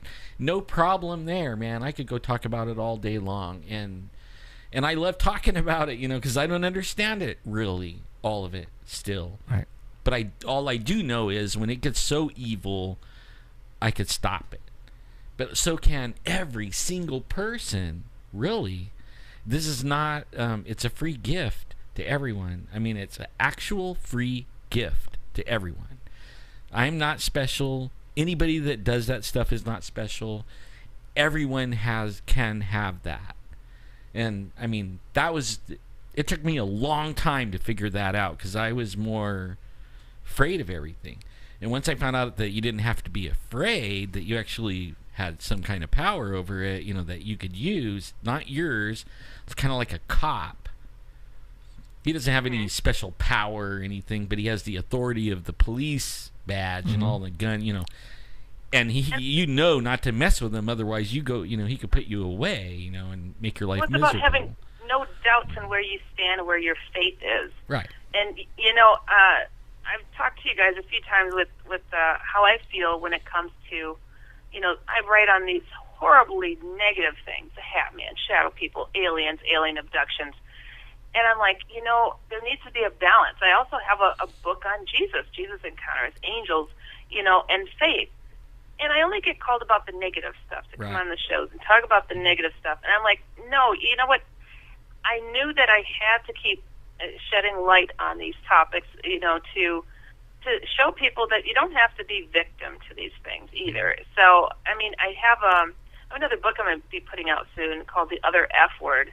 And if you go to theotherfword.com, you'll see it there. And I have a book on it right now, all about faith is the other F word. So it's that important. It's that necessary. It needs to be put out there and pushed out there alongside of this paranormal stuff, because too many people are losing themselves in it, and we're losing them to it. It's a sad thing because, like you said, people are looking at something that the likes of the devil in the eye, but they don't believe in that religious stuff. It's like, I'm not saying religion, I'm saying God and faith, people. Right. Because you're looking at something that you cannot fully handle on your own. You have got to know that you have a backup. And I'm with you, Alan. I'm nobody special either. It's a God-given right and gift to be able to stand our ground and I be able think, to use God's name or Jesus' name to to push these things to the side. He puts us through these things, and we're supposed to learn it, right? And a lot of people don't. And you get put in these situations, and you either poo-poo it and say, like everybody that's within listening distance of me right now, they're getting their opportunity to go research and find out if I'm telling the truth or not. Right. Well, I can vouch you guys. That's where it is. I mean, I can't give it to them. Right. I'm not going to be the preacher guy. I'm not that guy. Right. But I'm not going to back down from those things either. All right. Well, guys, we have to cut it now because we're going to be. I mean, we went long, but you know what? You guys forever. This is. It was fun. You know what, you guys? What we are talking about right now, please don't let it. If for those who are not of faith, we don't have nothing against you. Yeah, absolutely not. We're a paranormal show, supernatural. The stuff that we talk about here is freaking weird stuff. Yeah. And it's happening. So we're going to talk about it. Whether if it involves demons, aliens, religion, the Bible, we're going to talk about it because we have experience in it. All right? Right. Okay? So whether you believe us or not, that's up to you. But we're trying to tell you there is more going on around us than you think. Yeah, it's almost like the Lego thing, huh? Everybody goes and gets their coffee and goes Yeah, to work and tunes in the football game, and you know what? Then they're like oblivious. Yeah, Starbucks. Right. I know we've had shows on Starbucks. I mean, oh my God, we can go there forever. But okay, Wait till I get out there with you and get to work with you guys directly. I'm telling you, it's going to be a big old paranormal party constantly, right? Oh, yeah. Absolutely. Okay, Heidi, we're going to let you go. Thank you very much, Cool. and we will Of talk course. to you next week. Okay? Sounds good. Right Bye, on. Heidi. Thank you. See ya. Bye. Was that deep or what? That's deep. That's deep. But it's fun. yes. I mean, I really like sharing that stuff, and I have some more stuff that's even more deep, and I'm just afraid, I don't want to run everyone right, off. and that's not what we want to do, you Right. guys. We are telling you. But you could go on my Facebook, and I have some of it in notes, so you could read my notes, and I make it public. I'm not hiding nothing. Right. I mean, you could go on facebook.com/Sasquatchan, and you can find my notes and read some of that stuff. And I mean, I thought about writing a book, but One of these days, we both are going to write books because we are experiencing, you guys, monsters. We are experiencing evil. We are experiencing good. It's happening to us here. And the reason why we're doing this is because we want to share it. Whether you believe us or not, that's up to you. But we are not going to lie to you for any reason at all. It is exciting, and we are loving every minute sharing you what we are encountering. All right? We're having a blast doing this. And again, I've told you before, we talk religion here because it's supernatural stuff that's happening. It is. All right? It is. It's the same thing as witchcraft. People think witchcraft is a religion. Okay? All that, it's all together. But see, like with me and aliens, I mean, there might be an alien. There might be. I don't know. We don't know. Yeah, right. That's what I mean. I don't know. Right. There really could be. I mean, even the good guys might be aliens. As far as I know. God. If those who believe in God, I believe God placed us here. Yeah. Who's not to say God placed aliens on other planets as well? That's right. We don't know that. I mean, just think of how many creatures are on this earth right now, and bugs. Oh. It's time to go. It's time to go. Okay, we are out of here, you guys. Right on I key. didn't hear him. I didn't hear him on here though. Oh my God, there he goes. Okay, I'm having a blast, you guys. This was deep tonight. I hope you guys enjoyed it. We're gonna do it again next week. Please come back because we're loving every minute of it. You guys, peace out. Take care. See ya. You have been listening to Paranormal Central with Jeffrey Gonzalez and Alan Thomas, broadcasting worldwide at paranormalcentral.net and on artbell.com. Stay tuned for next time. Remember to keep your eyes to the skies, and we hope you witness something you cannot explain. Looking for you, you're looking for me. We have to decide what it will be. Can it be true? Can I believe the unexplained? Look into the sky. Somebody sent him a photo by the name of Carl. And Didn't want to use their- and Cliff Brackman is finding Bigfoot. It's from Finding Bigfoot. Gotcha. Yes. Okay. Yeah, so Carl set up a game camera in near the Kettle River in Minnesota. It's a thickly wooded swamp area, and there is a farmland nearby that's food producing. And there's a history of sightings in this area, so he sets up game cameras regularly. And what Carl is claiming that this picture shows is a picture of a face kind of leaning in to take a look at the game camera. And you can see it kind of on the right-hand side. Oh, shoot. I see freaking face, dude. This is is the uncropped image. And Holy mackerel. He says it shows like All right, let me see eyes and a mouth Yeah, and a nose. I actually see that. All right, I'm gonna and long hair. I'm going to The zoom next in on picture that. is enlarged. Oh, is it? Okay. Yeah. Let's do that then. Let's go to the next picture. Holy mackerel! I didn't even notice that until you brought it up. All right. Yeah, he did send in before and after game cam pictures to show the area Whoa. for comparison. And Cliff didn't post those because they didn't really show much because they were too far apart. But you can see the face there, I see and something. you can see the details on it. And the next picture has the, in case you can't see the face, the next picture has the little arrows pointing to where the eyes are in the mouth. That's exactly what I see. Oh shoot.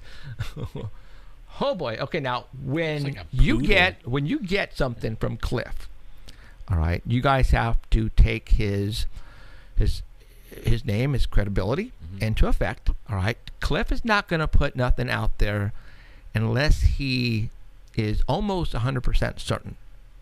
You know, obviously what I'm seeing right now, or he's debunking it. or it's debunking it. Okay. But I see a face. You see it. I see right? it. I see it. Yeah. Right?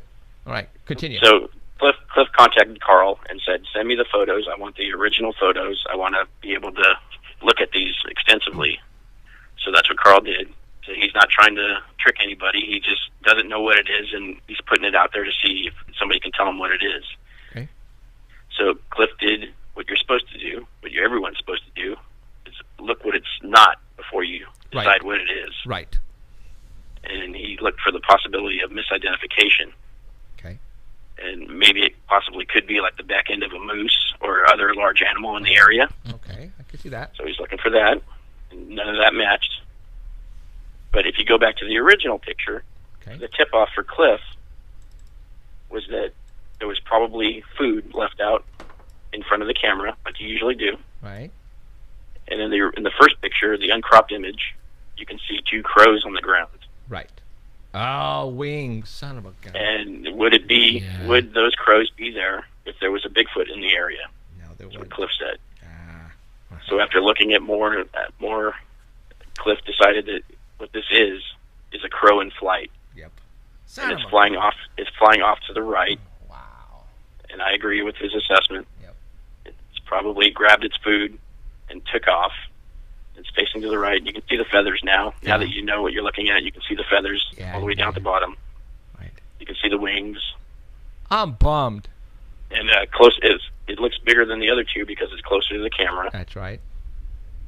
So everybody Man. sees something. It's like that dress that was out on the internet all week. Right. Everybody sees something different. I mean, you probably saw a Bigfoot at the beginning, but now that you know it's a crow, you're seeing a crow. But man, let me go back to Now he did a crow before. They did a crow Yeah. on their Finding Bigfoot show. Next to a feeder that was flying away. right. Yeah, and everybody thought it was a Bigfoot too, and it turned out to be a crow. That is just something. I have the bigger picture right now up, Danny, and it's like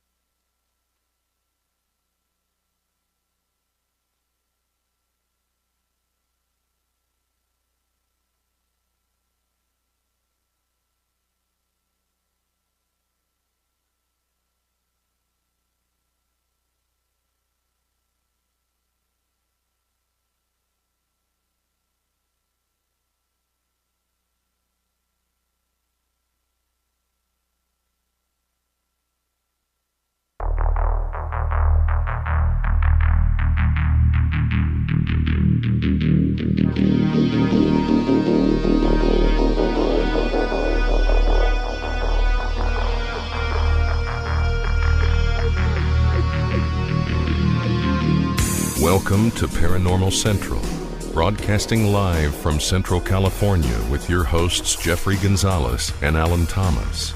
Broadcasting video worldwide at ParanormalCentral.net and broadcasting audio on the Dark Matter Network at ArtBell.com. Are you ready to witness something that you cannot explain? Looking for you, you're looking for me. decide what it will be. Can it be true? Can I believe the unexplained? Look into the sky, you realize you're not alone. Open your eyes, you can find the trail that comes from. Hello, everyone. Welcome back to another episode of Paranormal Central, broadcasting live in the bottom left-hand corner of the Nevada Triangle in a city called Fresno, California. My name is Jeffrey Gonzalez. I am your host for the show. Also the founder of a group called the Sanger Paranormal Society. Been investigating the paranormal going on over 12, 13 years now. I started this program about 7 years ago because I've been finding just incredible evidence of the paranormal that I had to show you guys somehow, and I think this is the right highway to do it, and so far so good. My team, one of the guys is sitting right here to the right of me. To the left of you is Alan Thomas. Good evening, everyone. Good to see you. Emerald is not here again today, and we have to say sorry to Emerald. She is losing her grandfather, so she is in Sacramento right now with him by his side, and sending our prayers to her and the family. Tonight we have, just like every week, a great show for you. You know, when it comes to the paranormal, we could talk about things forever. You know, UFOs, Bigfoot, conspiracy theories, the Bible, religion. You know, we talk about religion here, and I hope that doesn't offend anybody, because the book, the Bible, happens to be probably the most paranormal book ever, and that exists to this day. Why? Because it's actually foreseeing the future. It's telling us about what we talk about here, about things in the skies, about monsters roaming the earth. You know, the Bible actually talks about that. So, you know, that's why we bring in religion, you know, the Bible, into what we talk about here. So, if you believe in God, if you don't believe in God, stick around, because, you know, hopefully we're going to teach you guys something. And that's what, wow. Yeah. It looks like a face there. It looks like a freaking face, man. Damn it. So, you know what that does is all those red circles that people find. Right. You can find a face in anything. Anything, yeah. See, that's you sure can. It's a wing, right, with feathers, and there's a face. Damn it. Can you imagine what a forest would look like? Well, I can. That's why you get some of those pictures with 100 circles on them. Right. Yeah. Right. Where's Waldo? Correct. Yeah. No, but Carl did the right thing. Yeah, he did. He submitted his picture for a peer review. Right. But as a lot of people do that, and they put it on all these different pages, and they just get ripped apart. Yeah. So that makes them not want to turn in pictures. But, you know, if we can just stop ripping people apart right away and try to find out what it is, we'd get a lot more pictures. That thunder? Crazy. Was it? Might be. It's pretty dark out there. Yeah, we have thunder over us, and our our sound effects lightning is going off with the thunder.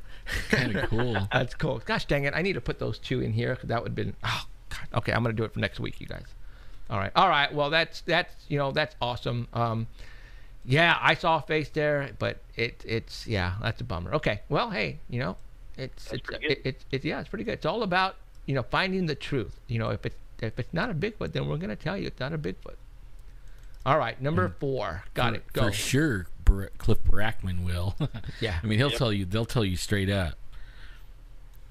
Okay. Even if it is a Bigfoot, they'll tell you it ain't sometimes. Oh, yeah. And that's weird, isn't it? I mean, the whole idea is to find Bigfoot, but if you find Bigfoot, they might tell you it's not Bigfoot.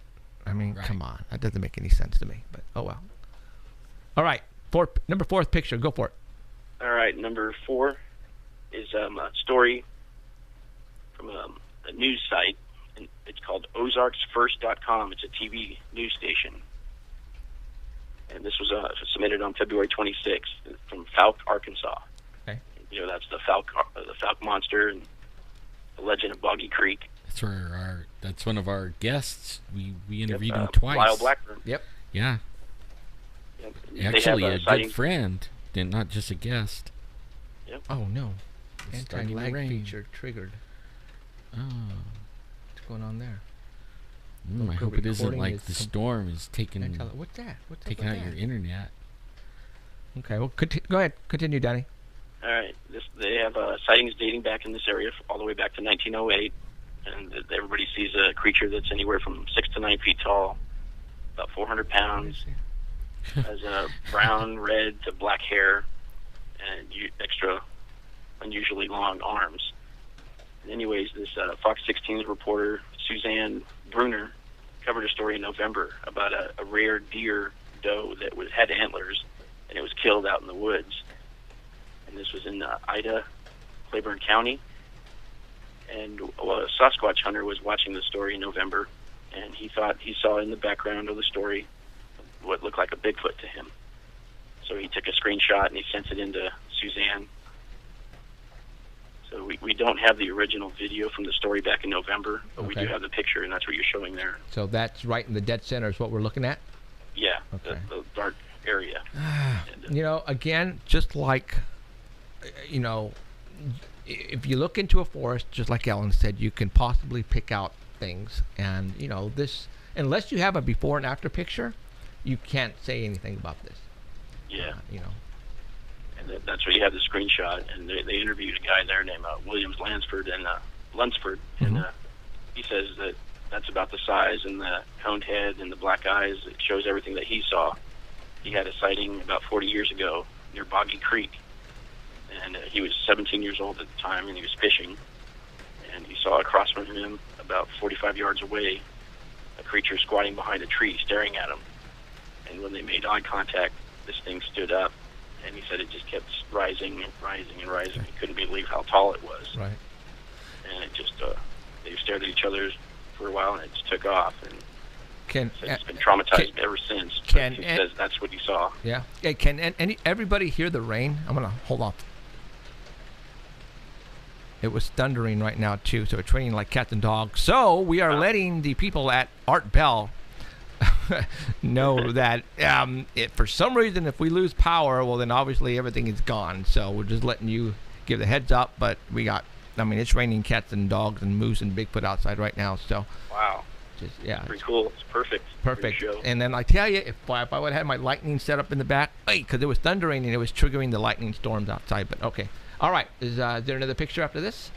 No, there's only one picture for this one. Okay. All right. Let's go to she showed it around to the people in town, and everybody in town. It's a small town, so everybody has a story about Bigfoot, and everybody knows what it is.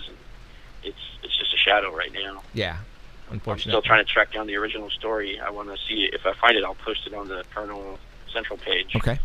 But I want to see what this guy saw and that made him think that it was a Bigfoot. Right. You know, see if it moves.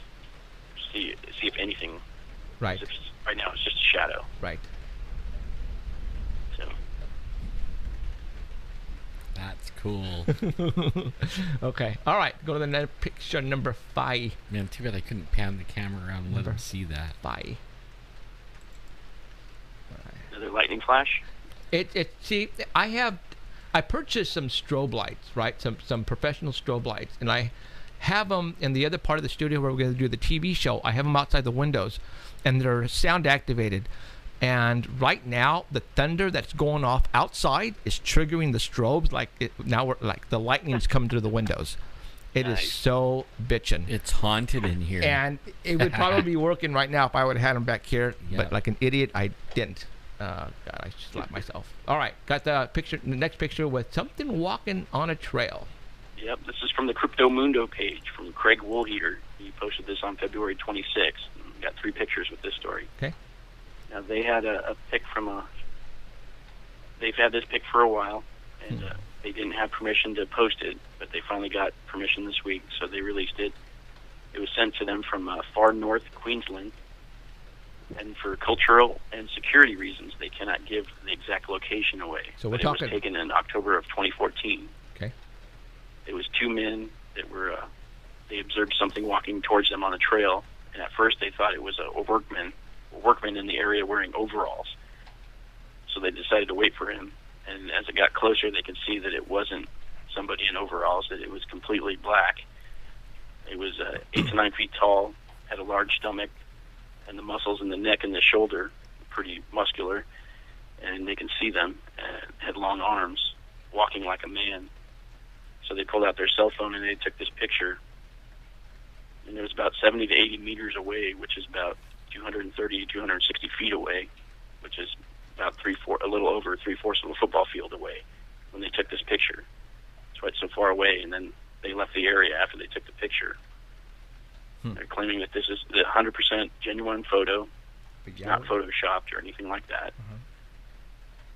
And if you go to the next picture, it's a close-up of it. Okay.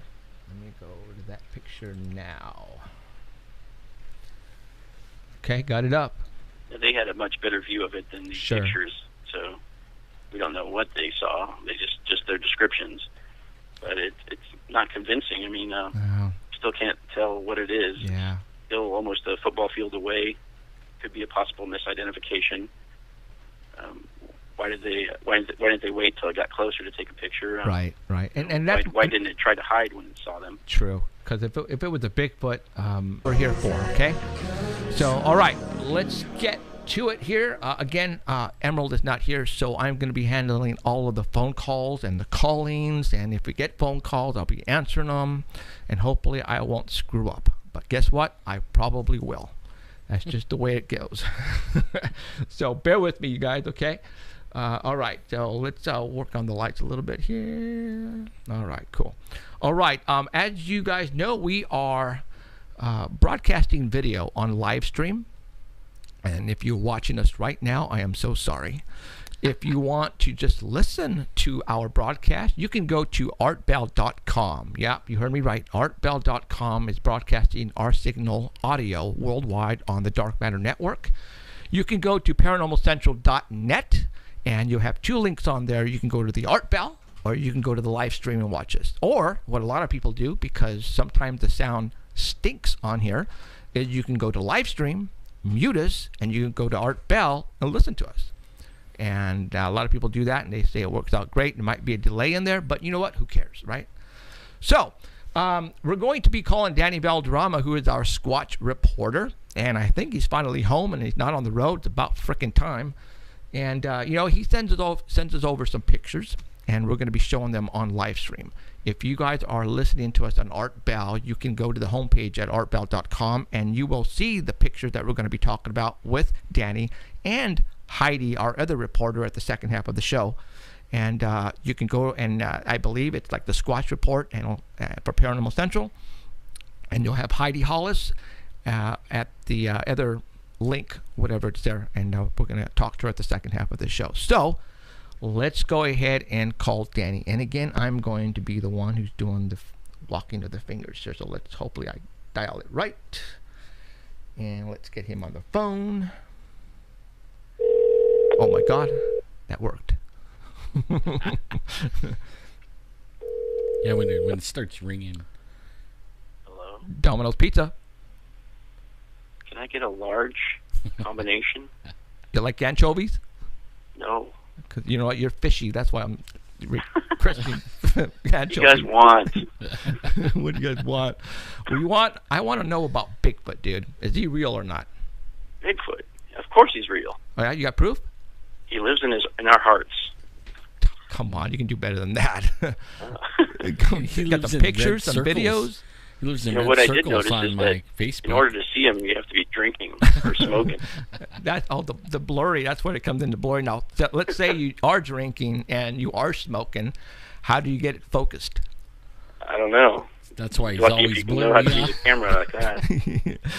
That's a blob squatch for you right there, dude. Okay. All right. So you at home today, right? I'm at home today. About freaking time. You going to work tomorrow? Yep. It's about time. Oh, you know what? Everybody stay off the road between the hours of 8 and 7 o'clock. It's your best choice. That's what I'm saying. All right. Let's get to the photographs Danny sent me. And again, for all those who want to watch us here at live stream, I'm going to be posting up the pictures. Or go to artbell.com, and they have the exact pictures we're going to be showing you right now. All right, let me go to picture number 1 and bring it up. And let me get. We've got to say hi to Dar and her husband, who are probably having a date night right now, listening to us. Really? A date night? Yeah. Watching Paranormal We have a Central? date night every Sunday night, watching the show. You know what? We got to work on that.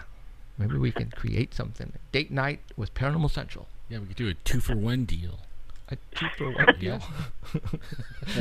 2 Bigfoots for 1 date night. Right. Okay. I am going to put up the picture. And you are on, Mr. Danny. All right, story number 1 is from Cliff Barrickman. This was on his page.